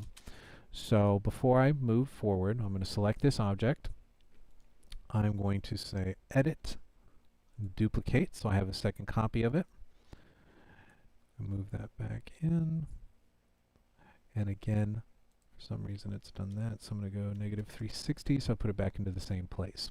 Okay, so now with the copy of the wall, the duplicate copy, right click on the bottom vertice, and then space bar to get us into the scale, into the rotation tool, and I want to rotate it this way because I want this wall to go out that way. So I'm going to rotate the wall out, and you can see that it's moving in degrees of, I think it's 10 degrees at a time. And so now we've got it out to 90 degrees. Now the only problem obviously is that we did the outside vertice, and in doing so it moved it from that point. So from there what we'd have to do is spacebar, and then move the wall back in. And then we can just check it and see if it's lined up close enough for me, especially since my character is never going to see that side of the game. And now all I have to do is one more duplicate, and I have my wall. So let's go duplicate, which is Control W. We'll then grab that and then move it to the adjacent side. And then if we need to line this up a bit, because I'm a little bit far away. Okay, so the only thing other that I ask you to do in 1E, which would be the end of project 1, would be to move all of these boxes into a corner so that I can see that you can move objects around after creating this floor. And then that we're going to create one more interior wall. So what I'm going to do is I'm going to copy, doesn't matter what side really, I'm just going to grab one of these. I'm going to do a Control W again, so I have another copy. And I'm going to move this wall in to the interior. Then I'm going to grab my person, my first person player, and I'm going to slide this person back here. So this is going to be the starting point for the game. And in doing this, you see how when I move it See how it moves, but the world doesn't, right? There's actually a really neat shortcut, especially if you have to move long distances like that, because you see how I had to sort of like move it, then reposition my camera, then move it again. But if I hold the shift key as I move, notice that my player or the object that I'm moving stays in the same place. And what I'm able to do is move in that axis that I've selected, right? So I've selected the y-axis, I'm holding shift, and now I can just drag my mouse over indefinitely, and I don't have to reposition my camera. All I have to do is move my character more or less where I want them to be. Now, from here, the neat thing about the first-person character is that we get this sort of like little window in window, or this picture in picture, and this is actually showing us what the character is going to see when the game starts. This is the direction that the camera is actually pointing in.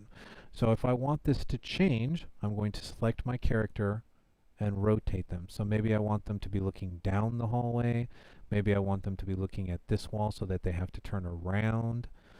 So wherever you want your character to be. What I'm going to do is I'm going to have them facing one of the two walls, not the short wall, but the longer wall. And that's going to be the starting position for my game. So if I push play, or game for my character, you can see that that's indeed where I started. And then from here I'd be able to start moving. For those that are very acute, you've noticed that we have not left a way to be able to get into the rest of the game. And obviously we are now not tall enough to jump over the wall, right? So I'm going to hit escape and go back into editor mode. And the way we can solve this very quickly is by selecting this wall, shifting it off to the side. Now I have a hole that my character can indeed walk, and I've created sort of a, well, you sort of have to walk this way, and then you'd be able to get into the larger area or the game. Now, if I wanted to kind of close up this area, I could do that, or I can have the start point or the entrance point to the larger game be somewhere else. So I'm going to select this guy, do another Control W, so I have another copy, and then that additional copy I'm going to slide over this way. So now we have an opening in our wall that was generated by creating two separate walls, right?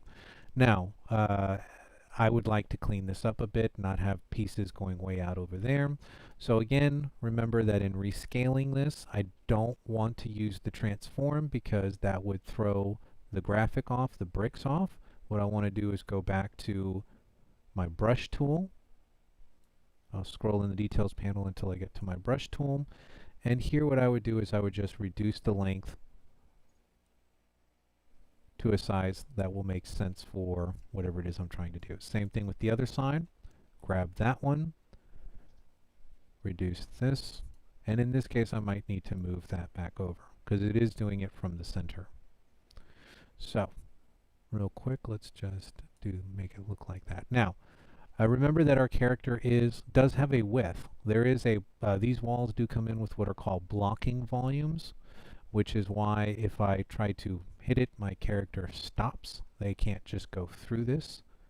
So I do need to make sure that the area that I have provided, wow, I thought I wasn't going to be able to get through that. I actually got through that. I thought I'd made that too little. But if, let me actually make it too little. Oops, wrong way. You can undo your last action, so you can hit Control Z to undo your last action. There we go. And let's grab the Y-axis. I'm doing it again. Let's just do it from here. Let's do it this way. Now that should be too tiny for me to get through.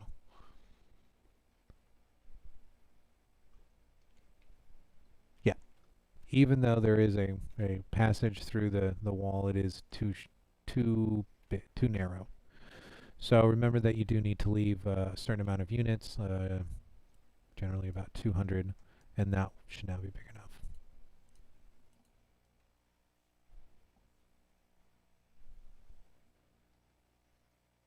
Okay, so now we can move into the larger.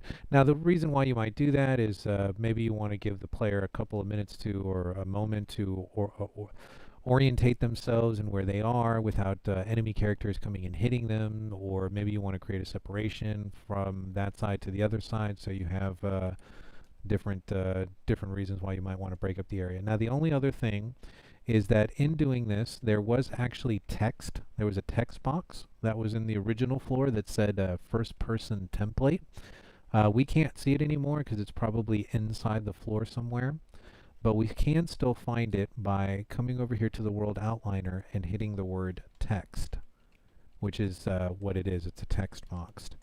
So when I do that, you'll see that I get a text icon template, and if I select it, yep, it's there in the middle of the floor. So I'm just going to grab it and move it up.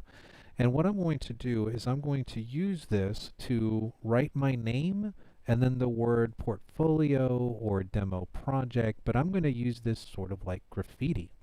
So there it is right there. And I'm going to move this over closer to where the character actually starts. So now, obviously, it's at the wrong angle, so we'll have to rotate this 90 degrees. And then from there, we'll place it up against the wall. And for some of y'all saw that, right? You see how it kind of like, see this? See when that's happening? See how like it can't make up its mind if it's trying to give you the text or the wall graphic? What's happening right here is that you have two materials occupying exactly the same space, and the game engine is trying to decide which one to show you. So we obviously don't want this. What we want to do is we want to bring the text just a little bit out away from the wall. We obviously don't want it floating. See how it's floating in front of the wall? So from here, what I would do is first I would slow down my camera so we can see detail, and I can see just how far off the wall I am.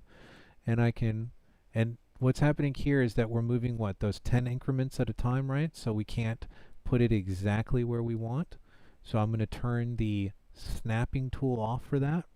And then I can then very easily bring it as close to the wall as I can without it giving me that weird fidgeting back and forth where the game couldn't decide what it wanted to, which one of those two materials it wanted to show you. So let's put the camera back on 4 so we can zip around. Now the only problem with this is based on my two colors, the blue and that rock color in the background, that's not very easy to see. So what we're going to do now is we're going to go back to the details panel, and inside the details panel, and again this is with the text being selected, you can see that one of the options is text, and that's actually where I'm getting the words for this. So what I'm going to do is I'm going to go ahead and I'm going to write my name, Martin, or Martin's portfolio. And that will then change the text that I'm seeing for this, right? Portfolio, I probably misspelled that. I feel like I'm missing an O somewhere. Anyways, close enough. I'm just going to say Martin's work. Dyslexia is so much fun. Martin's work, Martin's world, Martin's map, Martin's project. I don't care as long as I can see that you're manipulating the text and that you've put it up against the wall and that it's not floating off the wall. It's as close to the wall as possible is really what I'm looking for there. And also the other thing that I can do with this is I can change its color. So right now it's this very dark blue, which is hard to read. I can, what I've done is, again, I've got the text, let me close this box. I have the text element selected. I am in the details panel for the text. I have scrolled down far enough on the details panel that I see text render color. And if I click there, I can now start changing the color, and I can make this thing a nice bright yellow. So it sticks out and it's very easy to see against the background text or the background brick. Let's see, how much brighter can I make this thing? Let's go into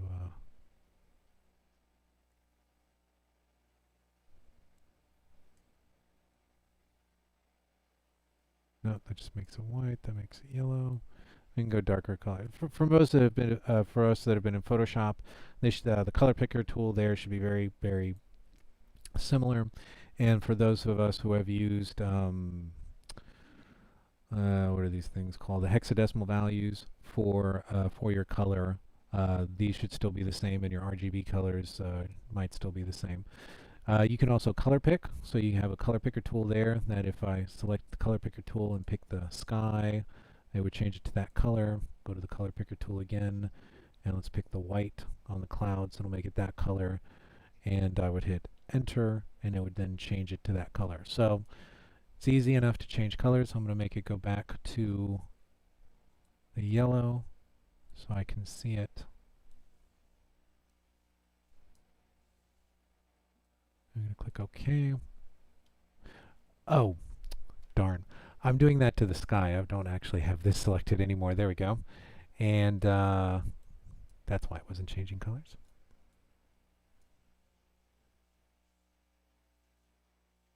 And OK, fantastic.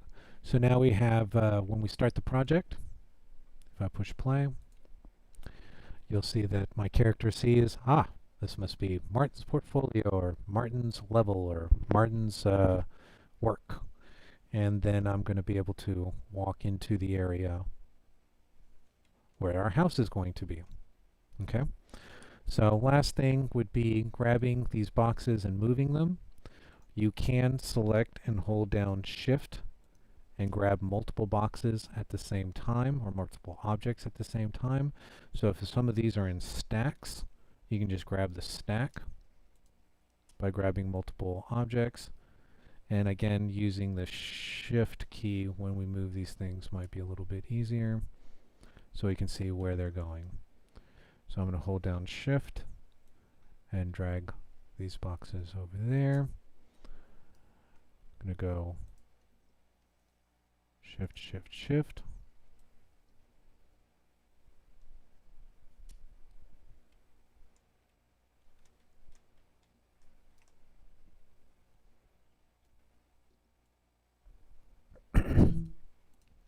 Now I don't need to move all of them. I can just delete a few of them. I just want to sort of clean up the floor a bit. Okay. What's the shortcut to delete? The delete key. Oh, okay. That was good question, right. But yeah. And that's why I hadn't said anything, because I was just hitting. I was like, delete. I'm hitting. I think I said hit delete. So yeah. So it is actually the delete key on your keyboard. Thank you. Yeah. Anytime you guys have a question, please. Like I said, sir, I am. I have a question. You have to know. Had you had to done what you did the other day to do this? Sure. Right. What we were doing the other day, I was showing you how to use all the stuff. Like see how we're moving around. I explained that the other lesson, right? How to select an object by clicking on it. I explained that in the other lesson. I explained that these were static meshes versus geometry. That was the other lesson. This is the first thing that I'm going to see that you've done that I can actually, that there's a measurable, distinct, you did it or you didn't do it. Okay. And this is going to be what, so if here, hold on, let me go back to this screen and let me go back to thought and here. So you see lab 1, downloading, installing Unreal Engine, saving projects, creating the game area. That's what we just did. Everything that we started on today was we put a geometry on the floor, we made it 5,000 by 5,000. We created 4 walls. I showed you how to pull those walls apart and ways that you can select those walls so then that way your character doesn't fall off the game area. And then we made a copy to create an interior wall with your name. And we used the text object that was already in the game to create your name from it. So what we're doing is we're very slowly introducing you into how to move objects around on the screen and make them do what you want. These were before boxes, now they're walls. It was before it was just a template type area. Now it's a tiled, bricked, walled off area with my name on it. That's now clear that we can start building our game on top of. So this is where actually lab 1 drops off, and then we're going to start picking up with lab 2. So in lab 2, we pick up from here and we start building our first building, right? We start building our house. I say building our house, right? So what I'm going to do is, again, I'm going to go grab another one of these geometry boxes. I'm going to place that on the floor. Now, and it came we don't see Unreal Engine right oh, now. thank you. Appreciate it. There you go. So Yeah, because the only part that got me confused is where you got the materials. How to Okay. rewatch the both. So materials are coming. Remember that there was that content folder that the software asked you if you wanted to download or not when you started your project, and I said yes, make sure that you downloaded it. And if you didn't download it, then you're missing the content folder. So yeah, I'm missing. Okay, so just so that you would see where that is, this is your content folder. This is the starter content. And if I double click in the starter content, I go into materials. So content, starter material, materials. This is where those bricks are coming from. Yeah, I can see it. Materials. So you do have this? I do see them. I click materials and then there.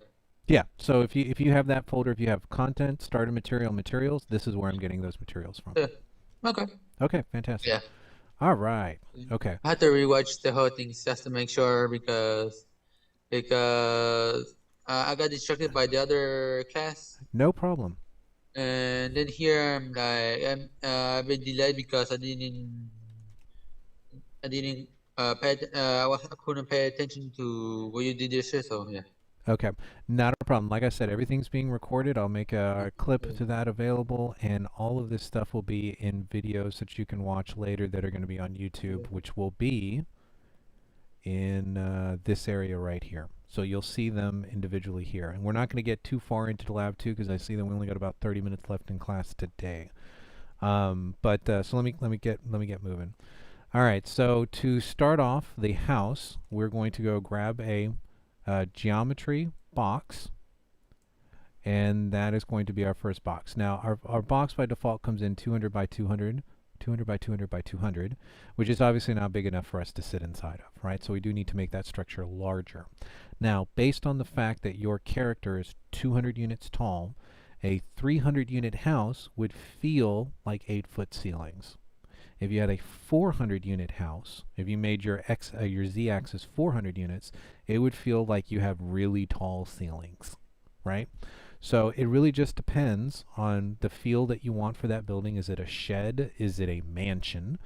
And based off of that, you would put the ceiling height anywhere between 300 and 400. So that's the first thing I'm going to do. So I still have my box, the original box selected, and I'm going to, let's say, make this 300 units tall. And again, remember, it pulls it from the center, so you want to lift that box up and hit the end key on your keyboard, and then that'll make sure that the two sides align, right? So then it goes back onto the floor. Now, from here, what we want to do is we obviously want the width and the length of the house. So that's going to be our X and our Y axis. And let's say we make this 1,000 by, I don't know, let's say 2,000. Maybe 2,000 is too big. Let's make this 1,500. Okay, so there's our house. Now it's right on the door, so I'm just going to kind of pull that back just a little bit, so we have like a little bit of like a garden area, or you have to walk up to the house, not just immediately hit the house. And let's go ahead and pull that up, hit end, and I'm going to walk over to it. I'm going to push play. And I'm just going to walk over to it and see how high it is. Okay, not bad, right? We said about 8-foot ceilings. Right, that's about what that feels like when you walk up to it, right? And you're standing right next to it. That's about what you feel. Okay, so 300 units will give you... Professor? Yes. Yeah, I have a question. How do you add textures to the walls?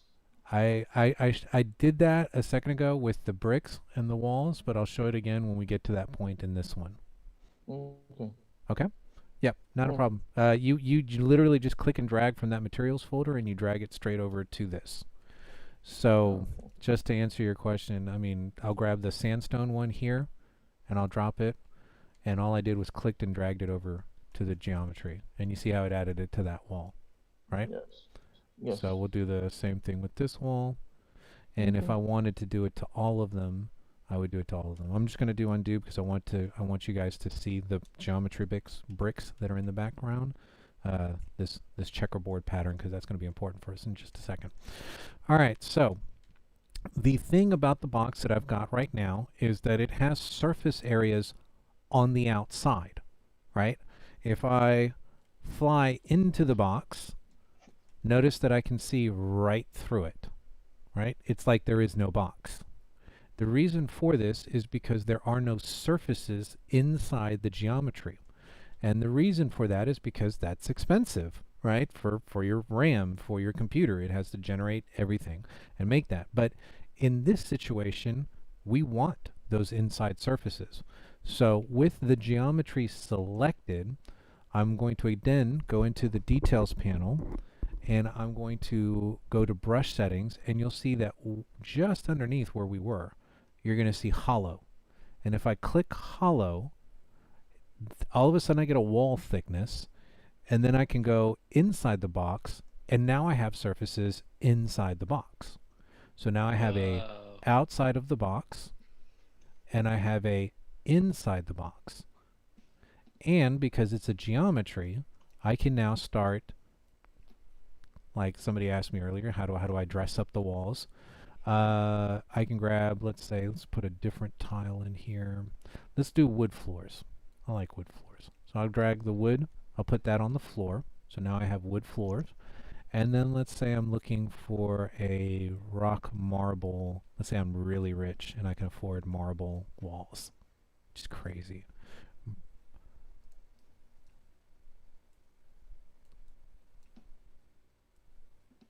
Okay, and then if we want to, we can put a different type of ceiling on there. And I won't go with marble ceilings. You know what? Why not? I'll do a concrete ceiling. How about something like that? Actually, that's the one I like, is the concrete. So anyway, so now we have an interior space and we have an exterior space.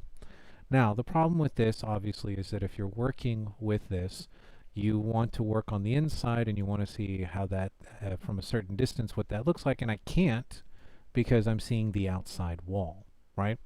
I have to actually go into the structure to see what's going on inside of it. So I actually have a really neat little trick that I like to do. And what I'm going to do this trick is I'm going to take this same object and I'm going to make another copy of it. So I'm going to duplicate it. So Control W, right? So I now should have two objects. And if I come here, there's object 1. Oh no, that's a different wall. So I only have one box at the moment, so maybe I didn't hit the right button. So let's hit Control W. There we go. So now we have box 1. Why is that not doing it? Oh, it's because it's inside of another box. Anyways, we do have the two boxes. They are there, and part of the reason why we're not seeing it is the trick that I'm going to show you how to do. Now, right now, both of those boxes are taking up the exact same space. So if I go to box 9 and I look at its where its settings are, where its location settings are, -162.6, -264, whatever. I'm going to go to the other box, box 2, and you can see that it has exactly the same dimensions. So what I'm going to do now is I'm going to select the outside, or the one of the two boxes, and I'm actually going to make the brush settings 30 units bigger than the other box. So I've selected one of the two boxes. I am going to go into the details panel, scroll down until I see brush settings, and remember that our X and our Y and our Z are all even numbers. So I'm just going to go in here and I'm going to type in 30.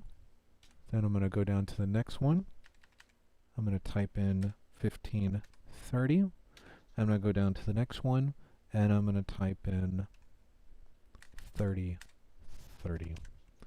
Now, what's going to happen with this is that when I make the top one invisible, it's going to take out the outside wall for the box that's on the inside, but not.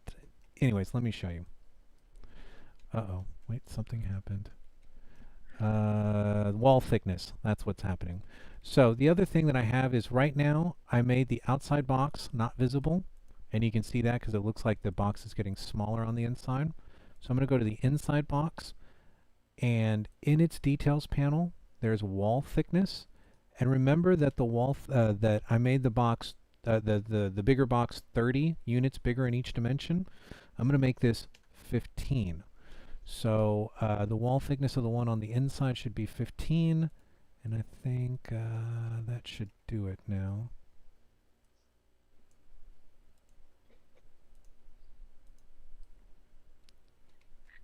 Oh, we're all so close. I know why. The bigger box's wall also needs to be 15. So that should be 15. So basically, you can see why it's not working. See how this box is inside that one? What I need to do is I need to get the outside of this just large enough to where it's overlapping that box. And then what'll happen is it'll feel like you can walk around the box and the wall will disappear. So let me just make this the right dimensions. So 30, 30, 30 by 15, walls 15. That's hollow. The outside box is 30 by 30 by 30, and its wall thickness is 15.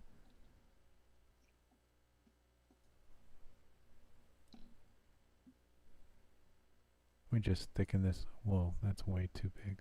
Let's go and make this a 20, maybe. I noticed that when we duplicate one of the objects or the geometry, that it shifts it over just slightly over to like the right and left. Yeah, they're doing that on purpose, so then that way you can see the second object that you've duplicated, so you don't just duplicate a bunch of objects in the same place and then have like 100 things stacked on top of each other. Okay, great. Yeah, so that is being done on purpose for you. I think it's a setting. You can actually go in and change that setting. But then you can also just copy the location of the first one and then duplicate it into the location of the second one. And I know that I'm right in the middle because I can see that the border on both of these is exactly the same on both. Let me just make...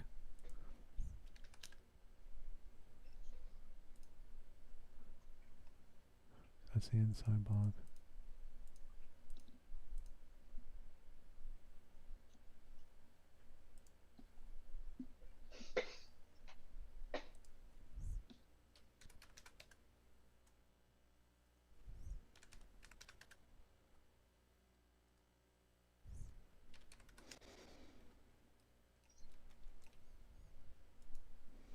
Oh, fun. My thing's not working. Okay. Let me just do that again. Delete, delete. How many boxes? Did I have multiple boxes?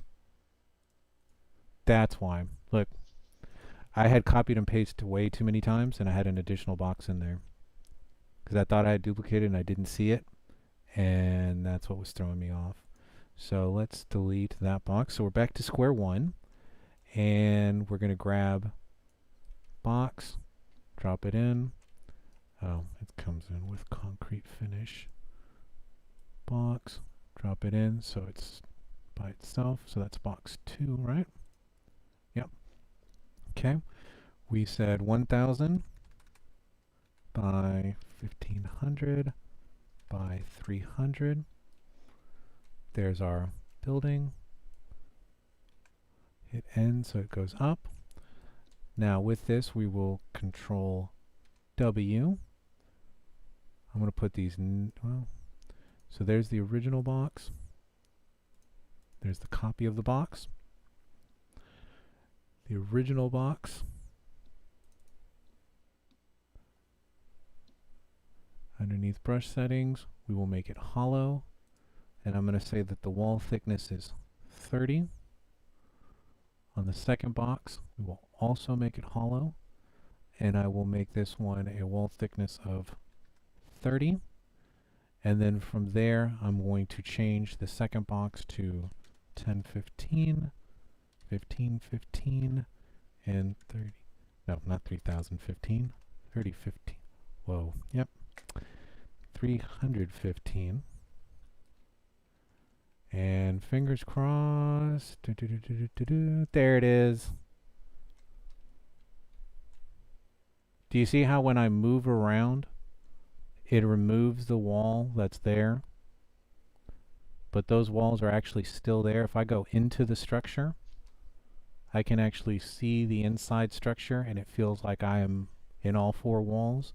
And then if, as an editor, if I walk outside with that second bigger box invisible, it basically cuts out that wall. So now I can look at it from top down, and I can do arrangement, because I can see the interior space without having with basically like cutting out the ceiling and being able to look inside. And then when I don't want this effect, I just make the outside box visible again, and now I see it like anybody playing the game would see it, right? So this is a really neat trick to being able to work on the inside of a structure or inside of inside of an object and be able to see what you're actually doing. Now, from here, let's see how much time we got. We got about 20 minutes. So let's make a door so we can actually go in here. So right now, the obvious problem is that I've got these walls, and the walls are dense, and our character has been told that they can't walk through these walls because of the default things in the game. So what I'm going to need to do is I need to cut out a door. So to cut out a door, I am going to again grab another geometry. I'm going to place that out on the floor. And then what I'm going to do is I'm going to shape this into the size of the door, right? So remember that our character is 200 units high. So I might need to make the door, let's say, 225. So it's just a little bit taller. I'm going to again grab that up, hit end, so it's even with the floor. And the other thing, obviously, is that a door frame is not really wide, it doesn't have a lot of width. It has a lot of width, length. So what I'm going to do is I'm actually going to remember that the wall thicknesses were 30, right? So I'm going to take one of these two numbers, and in this case it's going to be the y-axis, because I can see that the y-axis is this direction, and if I back this up, it would be the door. So I'm going to go to my y-axis, and I'm going to make this, let's say, 50. So you can see now that instead of a square, I have something that looks more rectangular and is in the shape of a door, right? So what I want to do now is I want to take this object and I want to place it wherever I want to put my door. So if I want my door in the middle, it's going to be here. If I want my door over here on the side, that's where it's going to be. Now what I want to do is I want to make sure that a piece of this is on this side, projecting out, and then I see another piece of this, because we need this to go all the way through to punch a hole out. So now that we have it in its correct position, again in the details panel with this object selected, we are going to go in, and here underneath brush type we are going to select, instead of additive, subtractive. And look what it did. It cut a hole out for us. Neat. So now we can make doors. The only thing is there's obviously a difference between where this was on the outside and where this is on the inside. So depending on how you want the door hole to appear, I can go up a little bit and then align that with the floor on the inside. So now it looks clean from the outside, right? It looks like the base or the foundation is there and not like it got cut into it, right? So now we have a door. So now what we want to do is we obviously want to check this to make sure that our character can walk through that door frame. That's what I should be calling it, not a door hole, a door frame. And my character does indeed and is able to walk through. All right. Fun stuff. Okay, so hold on. Okay, so what I'm going to do is I'm going to leave it at that for right now. We did the 2 lectures today. You got an idea of what a game is, what a video game is, a little bit of the history of the different types of video games. We finished lab 1, which was getting the game area selected. We saw how we can duplicate things and make multiple objects out of one, like the walls. We also used that to make an interior wall. We learned about our character's height and units required for to make the world look right. So our character is 200 by 200 by 50 as far as height, width, and length. And now we're using that information to build a structure like a house that we can decorate. And we saw this really neat thing that we can do as an editor, which is select the outside box and then make that invisible. So then that way, as you're working on the structure and we start placing things inside the structure, we can work a little bit easier without having that wall in the way and having to be really close inside to be able to work on that structure. We can see like a top-down view of it. Let me pause here to save, because we haven't done an official save yet. You would go File, Save Current. That would save the project. If you had made any new materials that weren't there before, it would ask you to save those materials. You'd get one extra box that would pop up and say, do you want to save these? You'd say yes. And at this point, you should be able to close out and have that saved. From here real quick, what we'll do is, so the creating the game area, that's this video right there. I will go ahead and make available labs, all the labs for lab 2. So what you should be doing this weekend is between now and Monday's class is go over lab 1, watch the videos, try to get to the point that we were at in class today. And if you have questions, email me. I check my email maybe once, maybe twice a day, depending on how busy I am. For those that did email me, I did respond, I think, rather quickly. Already. Remember that sending emails is going to be done through Canvas. It's going to be done through the inbox. So you would go to your Canvas, you go to the inbox, you go up here to Compose, which is up there at the top, and then you would select the course that you're in. In my case, I've named this course Fall 1306. This is on my side, this is what I've called it so I can find it. And then from there, you can select from a list of people that are in that class. I should be the only teacher, and then you would put my name, and then this would send it just to me. You'd type in whatever, and then you type in, hi Martin, blah blah blah, and these are the problems that I'm having, how do I get this fixed? And then you'd hit send, and then this email would come to me. And like I said, once or twice a day I do try to check the emails from Canvas to see if there are people that have sent me emails.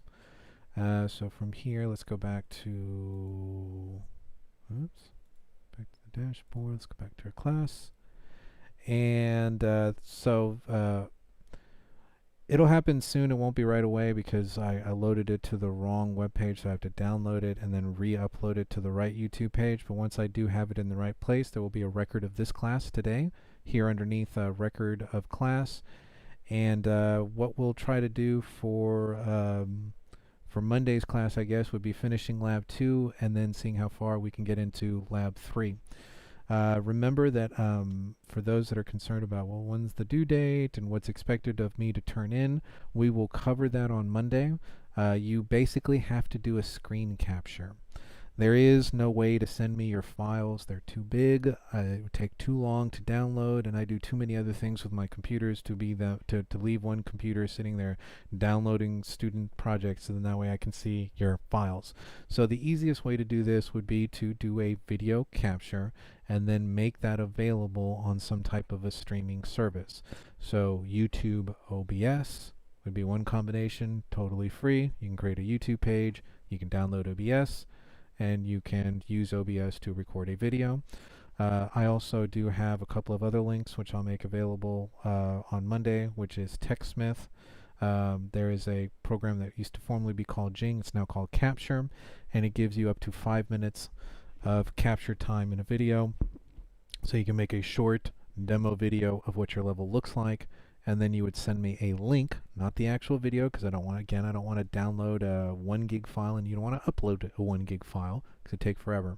So what you want to do is send me a link to where you have uploaded your file. And with TechSmith, there is a service called, another free service called Screencast, where you can temporarily leave your videos there, and you can provide a link to somebody, and then I can go watch your video. So then that way I can see that you have completed all the things for assignment 1 or for assignment 2 and for assignment 3, or all the assignments. Now, for those that are concerned with when things are due, let's go back to home, and let's go to the syllabus, and we'll look at the calendar that's on the syllabus. And scroll down, scroll down, scroll down, and final day all lab assignments due. So you don't have to turn in a single lab until November 1st. So that gives you the whole month of September and October to get your act together, watch the videos, complete the assignments, make your tutorial videos, upload them to your Screencast or YouTube page, and then from there provide me a link and send that link to me in the inbox through the email system in Canvas. That will then allow me to be able to click on your video, view it. Now, I will create what's called a checklist for each one of the videos, so you will know exactly what you're being graded on for each one of the labs. In lab 1, there's really not anything for me to check, so I leave that as an open, you get your first 100 points for free, but I will see in what you've done with lab 2 that you did indeed create your game area, you created the walls. So that's what I mean. It's really, it doesn't make sense for you to make a video and do 30 seconds of here's my game area for lab 1. I'd rather just see it in lab 2, and then I'll check you off in lab 2 for lab 1 and lab 2. Right? Because I'll see that you created the game area for lab 2 and that you built your house inside that game area. So that's how we're going to deal with that. Now, today was just like just now, that was just a very quick overview of how projects and how your labs and when labs are due. But don't be like, whoa, I have to have this done by next Monday. No, you don't. What I want you to do is get your computer ready, get Unreal Engine on it, open it up, start moving stuff around, follow the labs, and not necessarily work at your own pace, because this could be a double-edged sword, right? For some people, this is beautiful. That means that I have like 2 months to get all this stuff done. What it could be for some people is it could be a nightmare because they don't do anything until October 31st. And then you've run out of time. You really have.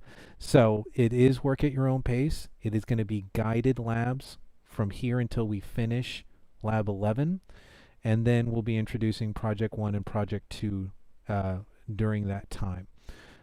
So this is the schedule that I would like to stick to. Obviously, we're running a little bit behind on lab 1, and I've made accommodations for that. That's why we have these purple work days right here. So if we have not finished any of these labs, I've got about a month, or I've got, let me see, about 6 classes worth of buffering between all of this, and that's why I have not made any of the assignments due until the final day, because otherwise I'm getting bombarded with nope, work at your own pace, get everything done, everything's due first week in November as far as your labs are concerned, but you definitely don't want to wait until the last week before all these things are due, because you will need a lot of this information to be able to start working on your projects. So lab 1, lab 2, all the labs are going to give you the tools and the information that you need to be able to start making your game with. So you definitely want to get through these as soon as possible, so then that way you'll be more prepared for project 1 and project 2 when you start making your own game. So at this point, I think that's all the information that I have for you.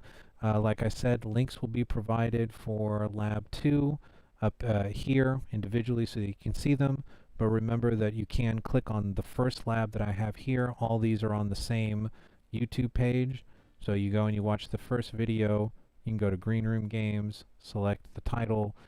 There's lab 2. So here's all the 4 videos in a playlist for Lab 1. Here's Lab 2 in a playlist with the 1, 2, 3, 4, 5, 6, 7, 8, 9, 10 videos, anywhere in average of 8 minutes to 30 minutes in length. There's a 41-minute one. I try to keep them less than 30 minutes because people do get bored. And there you can see there's the same thing we just built in the video for the starting of Lab 2. And Lab 2 would be getting used to the geometries and showing you how to build that building that we did today, where you can make the outside wall disappear so you can work inside of it. That's all that one is. Lab 2 is creating the second floor, which is where we were going to get to if we had enough time today, creating the staircase, creating glass. So I would, if you get through all of Lab 1 and you feel like you want to do more, watch the videos for Lab 2 prior to Monday's class, see how much of that you can do on your own, and then we'll cover it in class together as a class on Monday. And this will be primarily what we're doing on Monday, is just covering the rest of Lab 2, and then we'll try to jump from this to Lab 3. We'll try to see how much of it we can get done. So that's it for the class. You guys have a wonderful weekend. It's been an absolute pleasure. And if you have any questions, I'll stay for about 30 minutes, but I do have an appointment that I have to be at by 5 o'clock, and so I'd have to cut it after 30 minutes. So you're welcome to leave at this time if you'd like. If you have any questions for me, please stay, ask the questions. I'll be here for about 30 minutes after class. So you guys have a great weekend, and try to go through Lab 1, Lab 2 on the videos, get Unreal Engine downloaded on your computer, and see how much of Lab 1 and Lab 2 you can get through. All right, guys, take care. All right, thank you. Absolutely. Have a wonderful weekend. I do have a question, Professor. Sure, go ahead. I know you taught it on Monday, but I've forgotten how to make a geometry into a static mesh. Could you show that again? Absolutely. Let me switch screens here. Oh, right. I think I knocked Unreal out. Let me reopen it real quick. All right. But basically, so it just off of memory, right? So if you're on the geometry and you have it selected and you go into the details panel, you're going to scroll down until you see brush settings, and then at the very bottom, before you see the next heading title, you'll see what looks like a little square with like a little triangle that's pointing down. Click on that little triangle and it should open up a collapsed menu. Okay, I see it. Yeah, it says convert to geometry. Then what's going to do is it's going to ask you where do you want to save it, because you are creating a new element in the game and it needs to save that somewhere as a, it needs to save that file on the computer. So it'll prompt you to save it somewhere. You should save it with the rest of your project though. Yeah, I'm not going to save it in like a game. No, like and actually, file or anything. Yeah, and actually what I had recommended was to create a folder called a_my_stuff. And, yeah, I did that. Okay. Well, not fantastic. that direct title, but something similar. I'll I like putting the A at the front, so then that way it's always at the top of the list, and then underscore whatever you want to call it. Oh, that's why you did it. I was wondering why there was an A. Yeah, the A is okay. So one of my jobs before in the past was working for ADV Films. So for those that are into anime, you may have heard of ADV Films. They actually went defunct. They went bankrupt probably about 10 years ago. But they a lot of our titles actually got bought by Funimation, and a lot of our voice artists actually went to Dallas for Funimation. So if you watch Cartoon Network, you actually are watching some of the titles that I worked on when I was at ADV Films. But back to the point, my job at ADV Films was I was quality control, and I was also in head of the organization of the library, the media library. And for us, the media library was not a server, it was actually a room, and that room had a bunch of hard drives in it, and those hard drives were external hard drives that we would put into a shuttle and put that into the computers to be able to get the information off of, and those had to be put back at the end of the day. So I had to find the box that all the hard drives went into and then put the hard drives into the box that they corresponded with. But my point being is that I learned a lot about organization and file naming through ADV Films, and because they literally had thousands of titles. and there could be, depending on how many episodes there were and how many seasons there were, that could be half a shelf. It could be a small box, and I would have to go in and go find them. But yeah, you'd see a lot of people do things like that. So then that Just way, for more convenience. Yeah. oh my God, yeah. And we actually had a naming convention. We would have the first 3 letters of whatever would be the name of the game. So like, let's say it was a title like Air Gear, right? Have you guys ever seen that anime called Air Gear? So that I don't used to watch be- much. Okay, so my job, I used to get paid. I used to get paid to watch anime. That was my job, quality control. We would watch. What was the name of the show? Air Gear. Yeah, I heard of Edgar. Yeah, so I worked on that. I worked on it in meaning that what we did at ADV Films was we would take titles from NHK or Tokyo something's Tokyo TV, and we would buy anime series from them, and they would be coming in Japanese or in Korean, and we would have to translate that into English, and then from there we would have to match the flaps, and then we would have to get an actor to record the English version of it, and then we would send that to our audio department, which would then marry the words with everything. And then we had a video department that would create the new trailers, the new whatever we needed for, because I think at the time ADV Films also had a TV station, or there was a satellite TV station that we were, so if you had the right provider, you could actually get, it would have been called ADV TV as one of these, as one of your channels. But anyways, yeah, so the first 3 letters were the name of the series or the name of the show. So Air Gear would have been AGR. And then the next thing that you would see would be what season it was, S1, S2, S3, S4. And then you would see EP1, EP2, EP3, EP4, where episode 1, episode 2, episode 3, or episode 4, however many there was. And then you would actually see, when that's what I would use to put everything back. But if you went into the file structure that was on that hard drive, you would actually see further, like audio, because we were recording audio. So we would have the name of the character. So we would have an abbreviation for the name of the character. So if it was the character's name was Akira, it would be AKR, and then line, and then the number of the line. And so then that way, literally, if a project fell apart or if you had a major problem with your servers, you can go back to those hard drives that were not connected to the servers and rebuild your project from everything.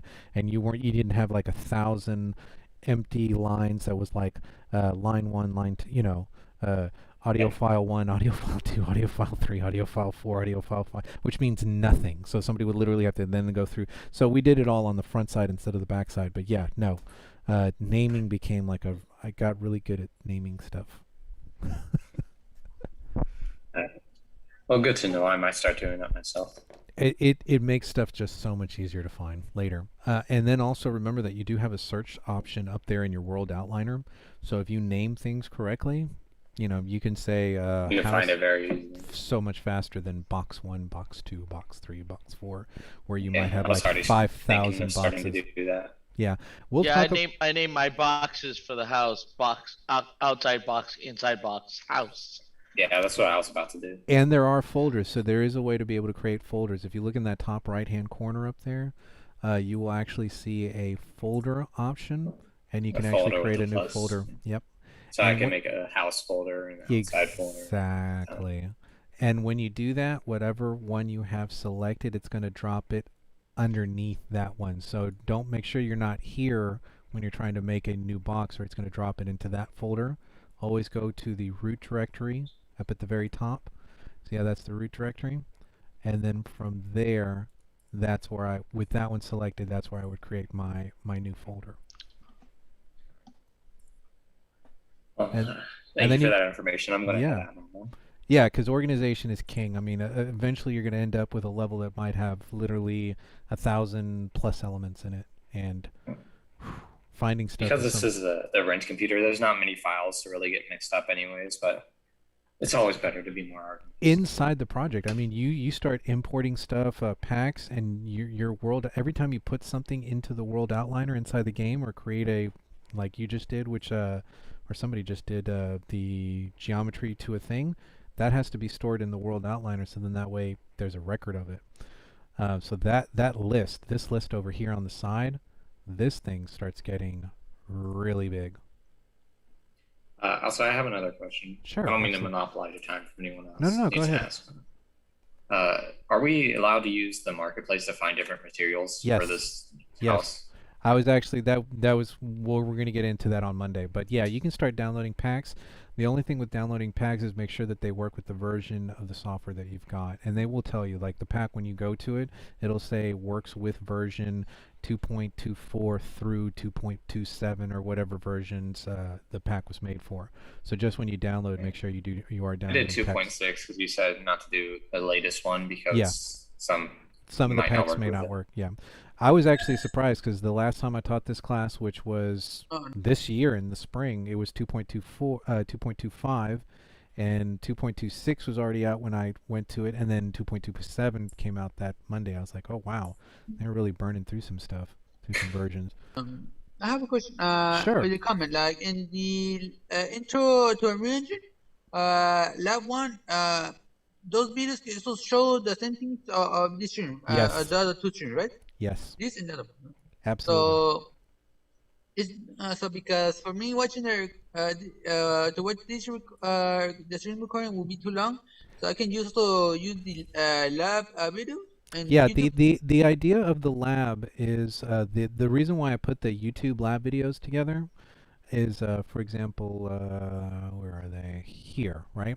So this is my YouTube page, and if you go there, you go to, let's say, lab 1, and you see that instead of having to watch an hour or 2 hours or 3 hours of what the class was, you can just watch an 11-minute video that shows you how to download it. So these are streamlined. That's what I mean by my YouTube videos. Is they're a streamlined, first do this, then do this. So the YouTube videos are instructional, where the videos that we're making for the class is more or less a record of the class. So then that way, if somebody missed the class, and I'm talking about when to turn something in, they can go and watch that. But if they need to find out how to make a house, like what we're doing now, the easier thing would be obviously to go to Green Room Games, click here, and look right here underneath Lab 2. It says creating interior spaces using geometries. That's exactly what we did in class today. Okay. Mm-hmm. Thank you. Yep, no problem. They're there as a resource for you. So then that way you don't have to watch 3.5-hour videos, because that's the thing that I hate. I hate watching a 3-hour video to find that 1 minute of information that I actually needed. Yeah. So yeah, here that is way you don't have to hear us coughing and snorting or making weird noises in there. Yeah, you're getting the condensed version in the YouTube videos. Okay. Yeah. Yeah, because I haven't tried to follow because I need to do other stuff. For example, like mess with the Unreal Engine problem. And my focus gets distracted from the stream, from the Unreal Engine. Mm-hmm. Yeah, you can do it in both places. Like the idea of the class is for you to be able to ask questions, and for me to be able to go over it once as a class, and then for you to be able to interact with your students, and that we have a class environment. I'm making a record of that, so then that way you can go back and see maybe something that you couldn't because you were involved in another class, or you got distracted, or you had to get up and go make a sandwich because you were too hungry, and then you sat down. You're like, oh man, I missed that part. Where was it in the video? What time is it? Oh, it was 2.5 minutes or 2.5 hours into the class. Once Martin puts the video up there, I'm just going to zoom to 2.5 hours into the class and pick up the class from there, so I can see the part that I missed. Yeah. Yeah. Yeah. It's all That's a meant to big be mess. helpful. Yeah. Yeah. Okay, very cool. Anybody else have a question? Yes, Mr. You can just Yeah, call me what- Martin. Yeah, I was trying to figure out how to download Unreal Engine. Okay. 'Cause I wanted to be able to use it for LabWorks. Right. So because we're online as opposed to being in class, What you're going to have to do is you're going to, well, actually from from our page, where's our page? So right here on the canvas, I have left a link to Epic Games webpage. If you click on that, it should then take you, there's a link provided, you click there, and that will take you to Epic Games. Epic Games is the company that makes Unreal Engine. And then from here, what you would do is you see how you have store, and you'd go to Unreal Engine. Now, the download button is over here on the top right-hand side. When you download that, you're not actually downloading Unreal Engine. What you're downloading is what's called the Epic Game Launcher, which is this thing. Okay. So once you make that download, you'll see this. If you double-click on that, it is a version of their website, everything that was on the website, but in a piece of software, like an app that you've downloaded. Now from there, you would go to Library, and if you don't have a engine on your computer, this area will be blank. And what you will do is you will go to Engine Version and hit plus, and when you do that, you'll see a blank one, which is what this one is. And depending on what version you want, you can click on the number and scroll down and get anywhere from 4.0 all the way up to 4.27, which is the latest version. Now, my recommendation for the version that you should download is 4.25 or 4.26. Normally, I would say download the same version of the one that we have at school. So then that way, when you move projects between school and home, it's fluid. But since we don't have school and we don't know what's actually in the classroom, my recommendation falls to the videos that I have made. Those YouTube videos were made in 4.25. So if you download 4.25 and you watch my YouTube videos, they will look identical because they're made in the same version. Now, as far as what I suspect is in the classroom is 4.26, because they've had a whole 3-4 months of 4.26 already out, that's what should be in the classroom. And 4.27 came out 1 or 2 days prior to class starting. So it is the latest version that is out. And the problem is that at some point you might want to add a library to this, and when you add a library, let's see if I can click in. See here where it's actually telling me that this library is only supported from 4.19 to 4.26. So if I had downloaded 4.27, I would not be able to use this pack. Wow. Okay, so my recommendation is 4.25 or 4.26 for downloading. And then once you've done that, you'll see that this thing will then fill in, and then from there you can either launch it from here, or at that point it should have made a desktop icon that looks like this. And then to check that one, you can always right click on it, go to Properties, and then you can look at the name of it, and so you can see that this link, or the version of the Unreal Engine that I have on this computer is 4.25. But you can have multiple versions. So on my other computer, because I'm directly on Unreal Engine's website right now, so that's why I asked you. Oh yeah, no, I'm going into additional information just in case you needed it. But yeah, it would be from their website, and then you download the Epic Games Launcher, and then from the launcher you can download Unreal Engine. Make sure you create an account first with them. Yeah, that's always a good idea too.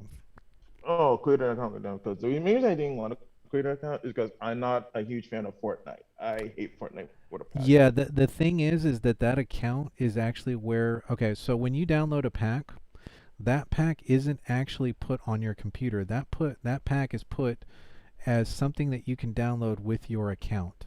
So because I have an account with Unreal Engine, I have the launcher, and then that launcher I have the vault. What the vault is like that pack that I just showed you. I either purchased it or it was available for free at one point from the Unreal Engine, and they do make a lot of things. So when you go to Marketplace, click on Market. Sorry, my internet must be slow because I'm running OBS and Unreal and everything from this computer. And you go to free. Yeah. So Marketplace free. You'll actually see all of these packs are available for free. So you can see that like a tank. So they have a couple of vehicles. They have a boat. Let's keep going. Let's see what other things. They have rock materials.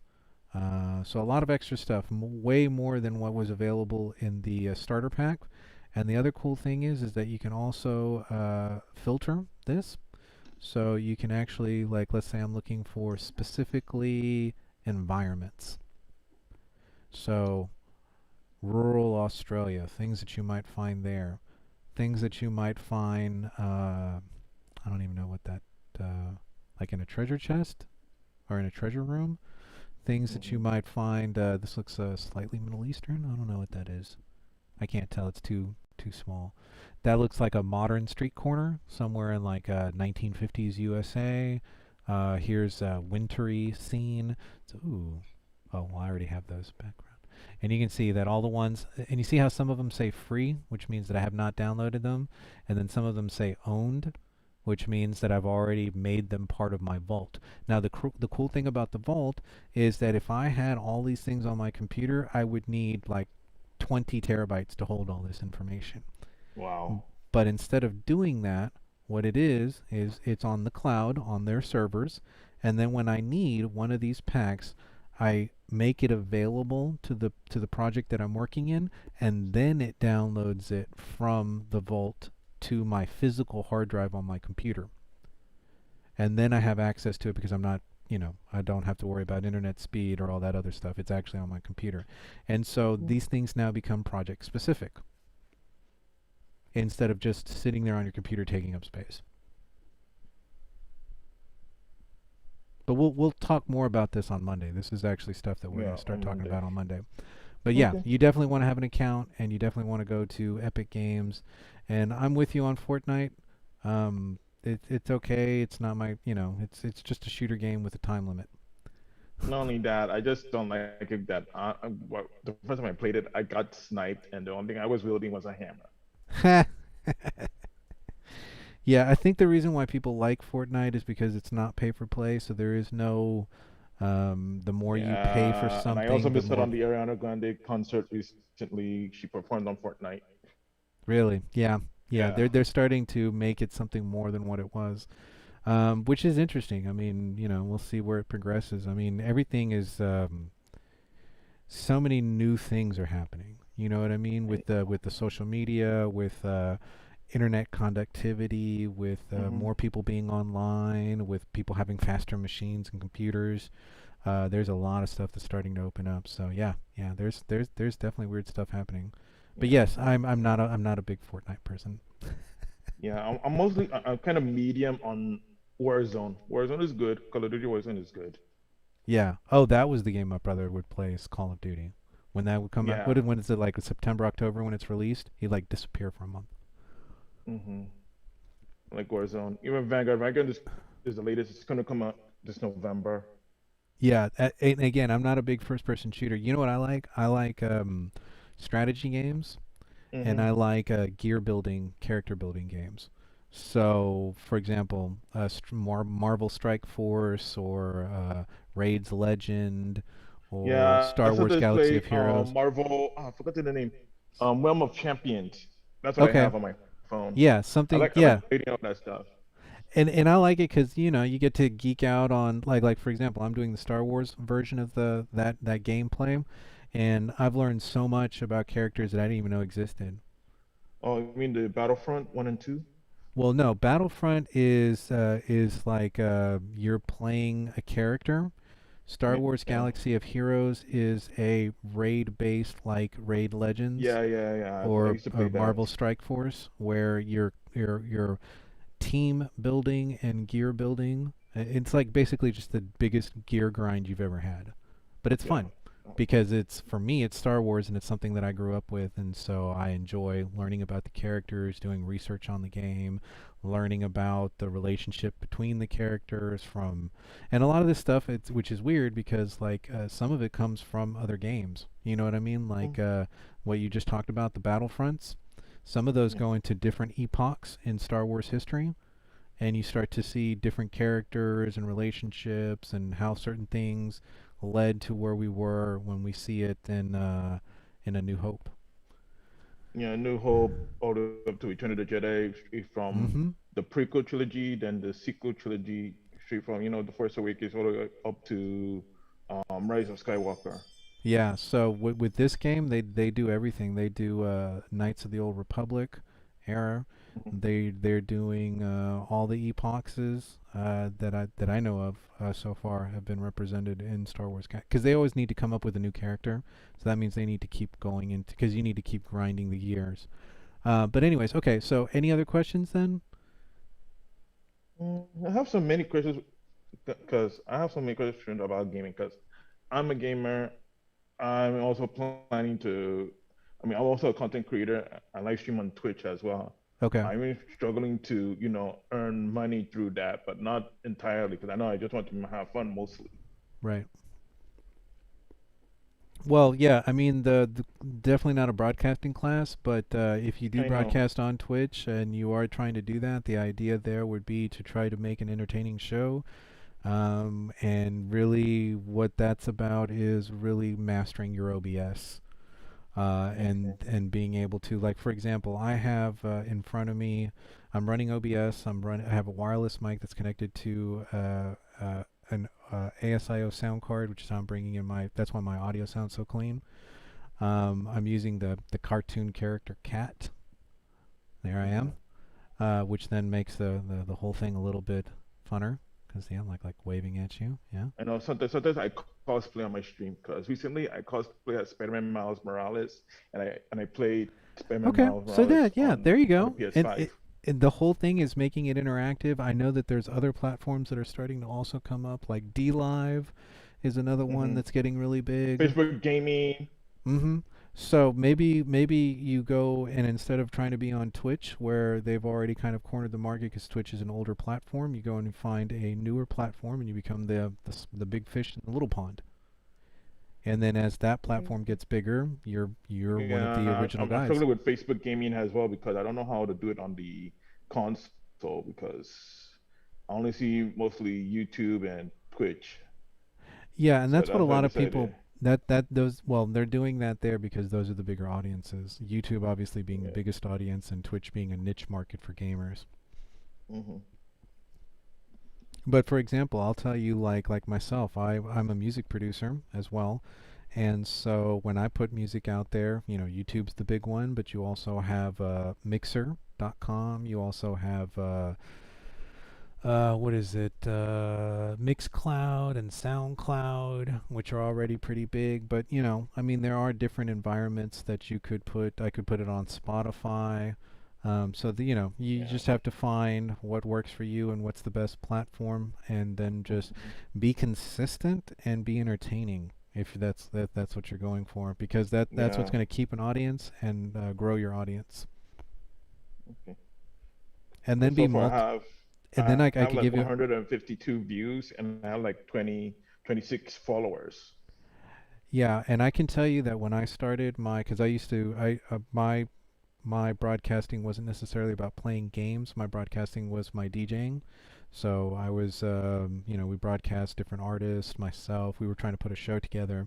And that was rough, dude. YouTube's a rough audience. And I will tell you right now that with all the politics and YouTube being up, like right now, not to get into politics, but I know Donald Trump is right now suing YouTube to reinstate his account on Twitter and on YouTube and that sort of stuff. Politics aside, I don't care what side you're on. I'm just using it as a point of reference, right? That on nobody's side. Yeah, no. Well, I know some people are like, "Ooh, politics. Let me jump in." But what's actually happening is you have a high-profile person that had a lot of followers who was kicked off the platform that's now trying to get reinstated, and so the rules, the algorithm, everything is screwed up on YouTube and on the major platforms because they're trying to hide certain groups of people from being able to broadcast or find bigger audiences. So right now, that's why I'm saying if you can find a new platform like DLive or Telegram or anything that's new and you can put yourself on there, and the algorithm is still fresh, where they haven't gone in and tinkered with it too much to throw this out or throw that out. Because what will happen on YouTube is you say a certain phrase, and then all of a sudden your video is banned. And what you said wasn't what you meant, and it wasn't even related to why they censored you. You're talking And about. I happened to me for the first time. I got banned on Twitch because I see the word. I'm going to hit the sack. Yeah, dude, I'm telling you, there's so much weird stuff happening with their algorithms right now that I would go and find a new platform and try to be the big fish in a little pond before they start messing that one up. So DLive's a good place. I know BitChute is another place that you can. I don't know if BitChute lets you live broadcast. I know DLive lets you live broadcast. I think BitChute is just video, like you can upload a video but not live broadcast. But anyways, yeah. I didn't know about DLive. Thanks for the. Oh yeah, no, DLive's a big one. That's good. That, like you said, it's being a big fish in a small pond. Yeah. It's better to start there than like Twitch. You have to really, really fight for attention. I mean, you see, the thing with the problem with Twitch is that you already have a built-in audience, and they've already pretty much maxed themselves out. Like whatever Twitch is going to be, Twitch is right now. You know what I mean? Yeah. And unless they start doing a lot of R&D and making the platform bigger or better, it's going to stay the size that it is. And so you only have so many people that are going to Twitch, and only so many. There was actually a really interesting website for people that are doing broadcasting, and I forget what it is. I'll try to go find it. But what it did was it showed you when that platform was the most active. Like how many people were broadcasting and at what times they were broadcasting. And so what you could do is you could then plot your broadcast around times, around non-peak times that other people were not broadcasting. So imagine that peak broadcast time would be Fridays and Saturdays from 7 to 12 o'clock, right? And so you would go and you would make your broadcast on a Wednesday at 3 o'clock. And there'd be nobody on, there would just be nobody, no other content provider broadcasting at that time. So if you were somebody on Twitch that's like I don't want to call you like Twitch addict, right? You would just go and find whatever the next live stream was that was open. And so that was a way a way to be able to try to get your broadcast in and maybe get some extra viewership, because there was literally no other content providers broadcasting at that time. So there are ways. I mean, you can build an audience on those platforms. It's just you're going to have to broadcast at weird times, and you're going to have to do weird stuff on your broadcast, or be a little provocative at first or whatever, just to catch eyeballs. And then once you start building an audience, once you build it, they will come, right? Sort of thing, where, oh, this guy's got 200 people on watching his broadcast. I wonder why. And then that person, the new person, clicks on. But until you get that critical mass, it's really weird. You have to broadcast at weird times or do weird stuff with your broadcast. And you always have to at least acting like there's someone watching. Don't just be silent the whole time. That's one of the secrets to it. Yeah, you definitely need to be just talking, because people get bored with just watching it. Yeah. So yeah, and I would say that another big thing would be too, if you could get an additional person on your broadcast, like you have yourself as the host and then a co-host, and then that way there's always somebody to bounce ideas off of, or somebody can talk when you're not talking. For example, if you watch if you watch most TV shows, most talk radio, it's not just one person. It's political talk radio, yes, but they always have a guest that comes on. They always have somebody else that comes on. So there's always somebody that they're interacting with, and it's not just one person giving a monologue. It's two people having a conversation, right? And so that's a lot more interesting to the ear and to the brain than just one person giving a monologue. So if you can find a way to invite somebody else into your broadcast, like let's say you do an OBS, and from that like for example, you know what? I'll just do this. I'll show you guys this. For example, this is my OBS, and inside my OBS, wow, I have, these are the different video feeds, but if I right click and I say add, and I go in and I go video capture device, I literally have, okay, so we'll click OK, and That's how many video cards I have, video capture cards I have plugged into this computer. So Wow. 1, 2, 3, 4, 5, 6, 7 video cards. That means that I can bring in source. I basically have a small switching console. OBS has now become a small switching console. And just to give you an example.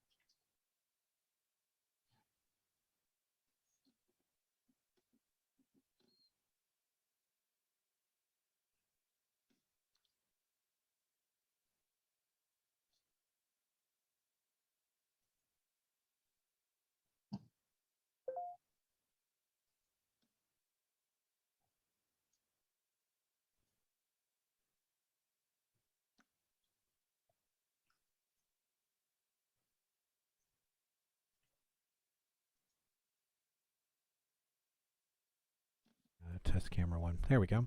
So I can have. Gag.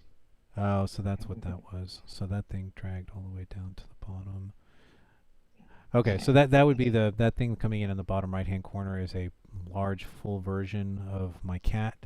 It's just misaligned right now because I was in the wrong screen for a second. And then background. There's that guy. That's a video feed. That's switching between screen 1, which is this computer, versus my MSI computer.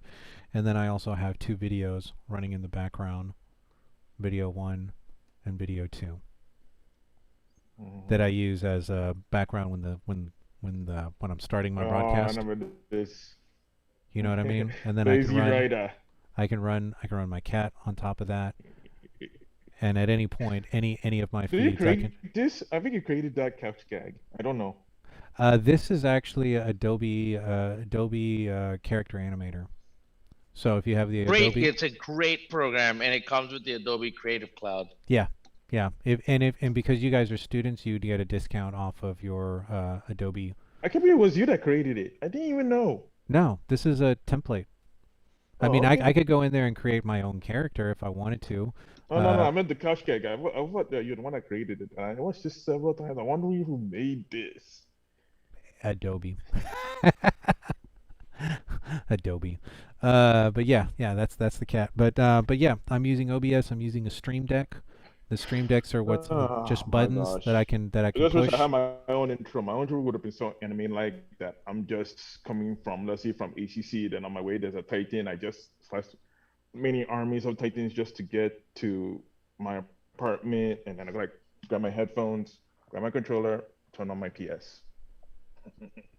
Yep. Yeah, no, you can have, and I've seen a lot of different systems. There are broadcasting platforms that you can actually go and buy. So there's like a rod that stays in the middle. It puts a camera in front of you. The microphone attaches to that camera. That has a USB that goes in. Guitar Center sells mixers that are meant to be capture devices. So basically you just have to trick OBS into thinking that it's a camera feed or an audio feed, and then you can bring anything in.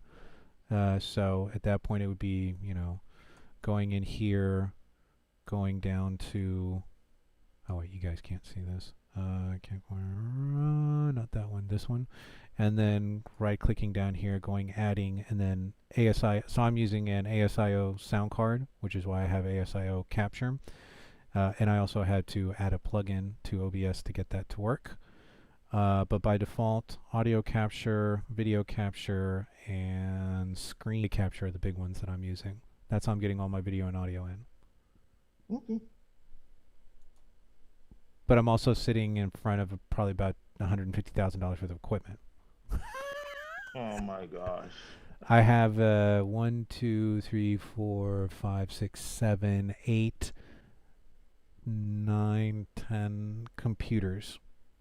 To get this thing working, I have 1, 2, 3 computers with 1, 2, 3, 4, 5, 6 screens on, and a wireless mic and an ASIO sound card. Oh, I mean, I'm just trying to be a little bit cheap and low budgeted because You I'm can using start my wherever you PS. want. I started, I mean, you can do this with a laptop. I mean, you can start a broadcast web stream with a laptop as long as your laptop's powerful enough to be able to run several software at Yeah, the same I know. time. I started with a console and I have a cam that for it Hmm. that's compatible with it, and I have a Turtle Beach headset. I have like two of them, one for me to use on a computer, the other for me to use for the console. Hmm. That's how it is. Yep. I mean, you'll build the system the way you need to. The idea and the reason why I built this one for broadcasting was I can actually have 2 people in studio with me. So 2 other additional bodies in this room, and they can also be animated characters. And I actually have a preset for that in my OBS where I have like a split screen where you can see all 3 of us. And the other additional computers were added so then that way I could bring in people from Zoom calls. So now that everybody's on Zoom and everybody's pretty much acclimated to online learning, and everybody has the ability, you know, everybody's been forced at one point or another to be part of a video conference call on your computer. Everybody has Zoom, so I just have people, I can actually have it to where one computer would be their character, right? So they would log into a Zoom call from their computer from a laptop, and based on the camera, that would then move their character, and their voice coming in would move the character, and then they can remote access with another computer. So they would have to have. So far, I've only been able to get it off of 2 laptops. I haven't been able to compress it down to 1. But whoever the other person is, they can actually become part of the show, have a character, and join in with their own computer that they can remote access to from wherever it is that they are. So the idea was I could host a show which has to do with music broadcasting or music creation, and then whoever my guest was, they could also do a jam session with me in real time from their laptop, but they're remote accessing into mine, so then that way everything stayed on time and we didn't have to worry about internet lag, because the 2 computers running the audio software or the DAWs would have been in the same room together. So anyways, I put a lot of thought into this. I've really like hashed this thing out and made it like a monster. Yeah, I know. I more just put a than lot of more thought than the and did normal some broadcast. research. That's what I did. Yeah, because the normal setup for most people, if you're doing a Twitch screen, is you have your broadcast computer and then you have your gaming computer. Your gaming computer is what you're playing the game on. You send the HDMI out of that into a single capture card. That capture card goes into the broadcast computer, and then that broadcast computer is capturing your voice and video, right? So one computer to play your game, HDMI connected to the other computer in a capture card, and that computer has your OBS. And that's where you're broadcasting from. So then that way you have 2 computers, one playing your game, one doing your broadcast, and you're not dragging down. You're not taking up bandwidth. You're not, the gaming computer has full power to run the game, and your OBS has full power on that computer to run the OBS and your broadcast. So you split. That's the normal setup for most people that are doing broadcasting online through Twitch. Okay. I'm trying to take some notes against next class. Yeah. If you want, we'll talk about it again. But do a lookup. Look up OBS 2 computer setup for broadcasting on Twitch. Because I know I have Streamlabs. Yeah, and that would be what you would put. See, the thing is that you have a single computer and you're trying to run OBS and play your game at the same time. It's not going to work. And the reason why is because you have to show. You can use your webcam to show you, and you can put your picture down there at the bottom. But the second you need to do something in OBS, or you need to change a setting, you need to bring that up, and then that's going to be what other people are going to be able to see. The reason why you can't see, I'm able to do something like this, is because I have a 4-screen setup. I have a video card that has 4 HDMI outputs. To give you an idea, let me right click, go to display settings, and see I have 1, 2, 3, 4 video outputs. Video channel 1 or video stream 1 is this. Oh, you what have you're like seeing. a multi-screen, right? Yeah, yeah, but that's happening because I have multiple outputs. I have an HDMI card, an HDMI video card that has 4 outputs on it. Your laptop will allow you to be able to do a split screen. You can run 2 screens, but then you would have to have you'd have to have a second screen connected to your laptop for you to be able to do the off-screen stuff, like I can drag something off-screen and then bring it on screen. So your OBS would be running on the second screen that's not being broadcast, and then the first screen would be what your viewers see.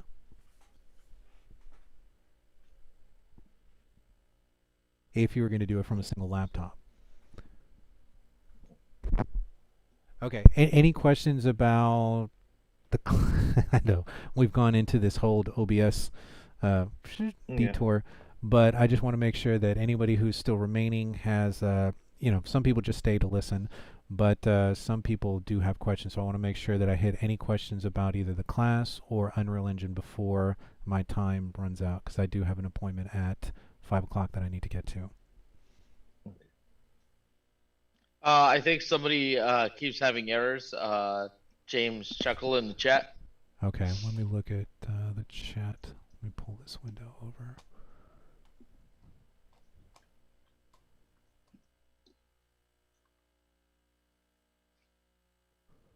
Okay, so this is the field load. Could you to create file missing or invalid cyberpunk? Yeah. Wow, why are you having a cyberpunk error?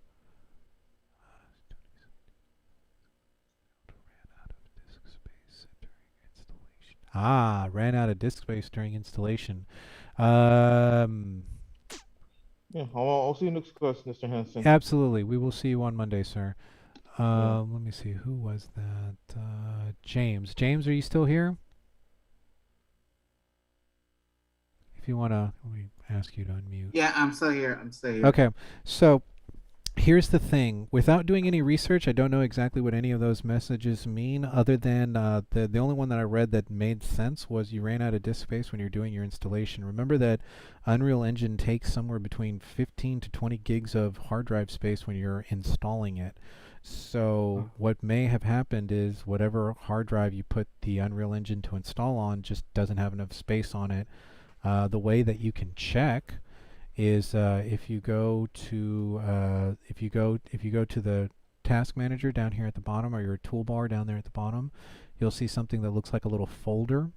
If you right click on it and say File Explorer, that should then open up a window that looks like this, and there you will see a directory on your left hand side that shows this PC. If you click on this PC, it will then give you a list of all the hard drives or all the drives that are available on this computer. So for example, this computer has 5 additional hard drives. And then from there, you need to check to see how much free available space you have on the on that hard drive. So if that blue is all the way up here, then it ran out of space and it can't continue to do the installation because you don't have enough space on that hard drive. You may need to pick another hard drive. Is that what your situation is? Can you check and see what your hard drive looks like and how much space you might still have available on it? Yes, I'm going to check right now. Okay, fantastic.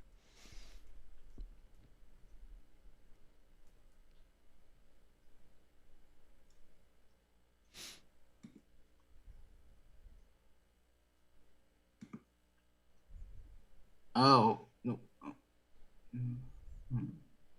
Is it more blue than clear? It's more blue, but almost close to the tippy part, right? So yes. if you hover your mouse over it, you will actually see, it will tell you exactly how much free space you have. So if you're seeing anything less than 20 GB as free space, you probably don't have enough space on that hard drive. And the thing is that the computer, when it gets close to the end of the hard drive space, it starts acting really weird. because and your computer will slow down because the computer will actually use your hard drives as temporary memory to store things while it's doing rendering and things like that. So you'll find that everything seems to like if you got 5 gigs left on your hard drive, you'll find that your computer starts slowing down, especially when you start opening or closing too many apps on your computer. But yeah, does it tell you how much space you got left?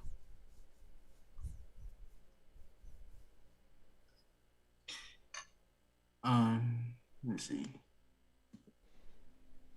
You're looking at this right here, right? You're looking at something like a window that looks like this. I'm sorry. Are you looking at Yeah. a window? Okay. Just hover your mouse over the one that says local C drive. You will see a small box that pops up, and it will say free space on the first line, and then tell you how much space you got left. How much space you got left? So just right click, right? No, I don't even have to right click, bro. I'm just like hovering over it. See how when I hover over it, that box appears? Mm-hmm. So does it tell you? It should also say like just underneath there, right? You see the words that are underneath the blue bar? It says 1.3 TB free of. Okay, yeah, I see. It says 34.0 GB free of 224 GB. You're out of space. Yes. Yep. So what you're going to need to do is you're going to need to. Are you on a laptop or a desktop? I have my laptop. Okay. So if you have a laptop and you have a USB 3 port that's on your laptop, what I would do is buy an external hard drive. Because in any class that you're in, 3 gigs is not going to be enough for anything. So that, or you need to go through your hard drive and free up some space. Throw some things away that you're not using, remove some programs that maybe you're not using, and then try to see how much space you can clear up. But in this class, you're going to need probably anywhere from 50 to 100 gigs of space. Just to do the packs, to have your projects, to store and render all your files.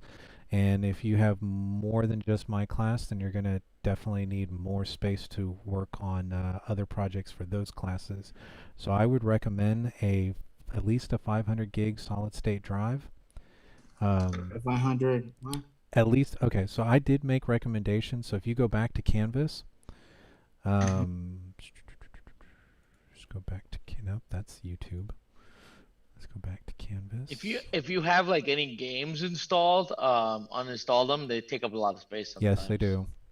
Oh no, I didn't download any games. I think what we're dealing with here is that his C drive was 100. You said 120 gigs total, and you have 3 gigs left of 120 gigs total. So you started off with a smaller hard drive. So for example, like right here, right at the very top, I have computer recommendations. And if you click on that, this is what the bare minimum requirements are from Unreal to run Unreal Engine on a PC computer. And you'll see that they're telling you that they want at least 250 gigs hard drive to be able to run it. Now I can tell you that the download is going to be 20 gigs, so 20 GB of space that you need to be able to run the download. So if you've only got 3, you've got well under what you need to be able to load the project. So this is my recommendation, minimum recommendations, which would be the second one. So I leave a 500 GB SSD internal hard drive or external. And then the 2 ones down here are what I'm actually running currently. So when I flip over to my laptop has a terabyte 1 TB internal hard drive, and I'm running a separate 1 terabyte external SSD. So I have over 2 terabytes of space on my laptop. And on this one, I didn't actually, on my desktop, I didn't write, there is actually 4 1 terabyte hard drives. So I have over 4 terabytes of SSD space on my desktop, which is what I'm working off of right now, which the videos that you're seeing. And I have 1 additional 500 gig SSD internal on this one. So I'm running something like 7 terabytes, no. Yeah, like 6.5 terabytes between 2 computers to store my projects. Okay.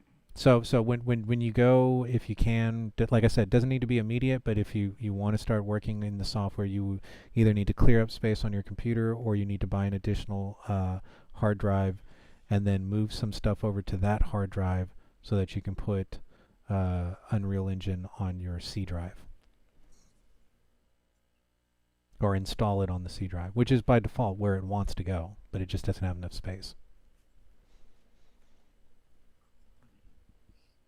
So, does Best Buy have one?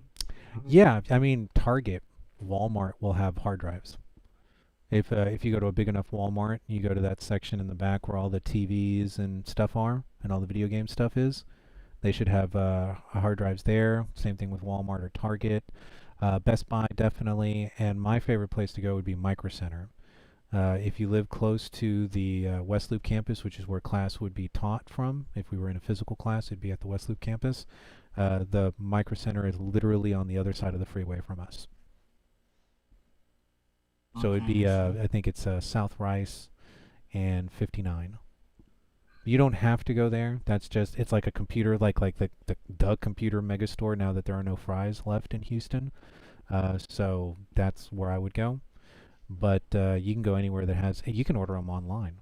I mean, shoot, you can go to Amazon and type in, external USB hard drive, 1 terabyte, 500 gigs, and then purchase them online and have them shipped to you. Well, Professor, this is the thing. I'm almost close to Walmart and Best Buy. Fantastic. So Walmart, I would go in there, go to their technology section, see if they have external hard drives. And what was the other place? Wait, internal hard drive, not external, right? The hard drives are the same. The only thing that happens with an external hard drive is that it puts the hard drive in a box and leaves that outside the computer. Okay. Otherwise, if I opened up an internal or an external hard drive, they would be identical. Okay. Yeah. So what you're looking for, the better thing to think about would be the size of the hard drive that you need, how much space, 500, 250, 1 terabyte, 750, the space that it has, and then the fact that it is a SSD, so stands for solid state drive, SSD, and then from there that it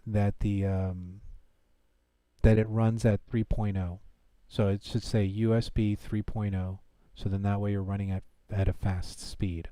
So the size of the hard drive in gigs, SSD, and then that it's a USB 3.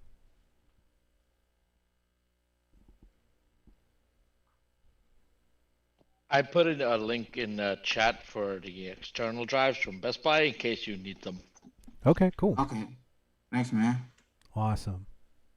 Yeah, go ahead and capture that link or do a copy from it real quick because I am about to stop the stream and then all that chat information goes away. So yeah, go ahead and make a copy or go ahead and click on it, so that would open up that page and you can see where that is. And let me see what time it is because I do need to start closing stuff down. We're at 3:53, so I got time for one last quick question. If anybody has one. Professor, I have one. Yes, sir. Is the in the downloads, the publisher and creator downloads are the same?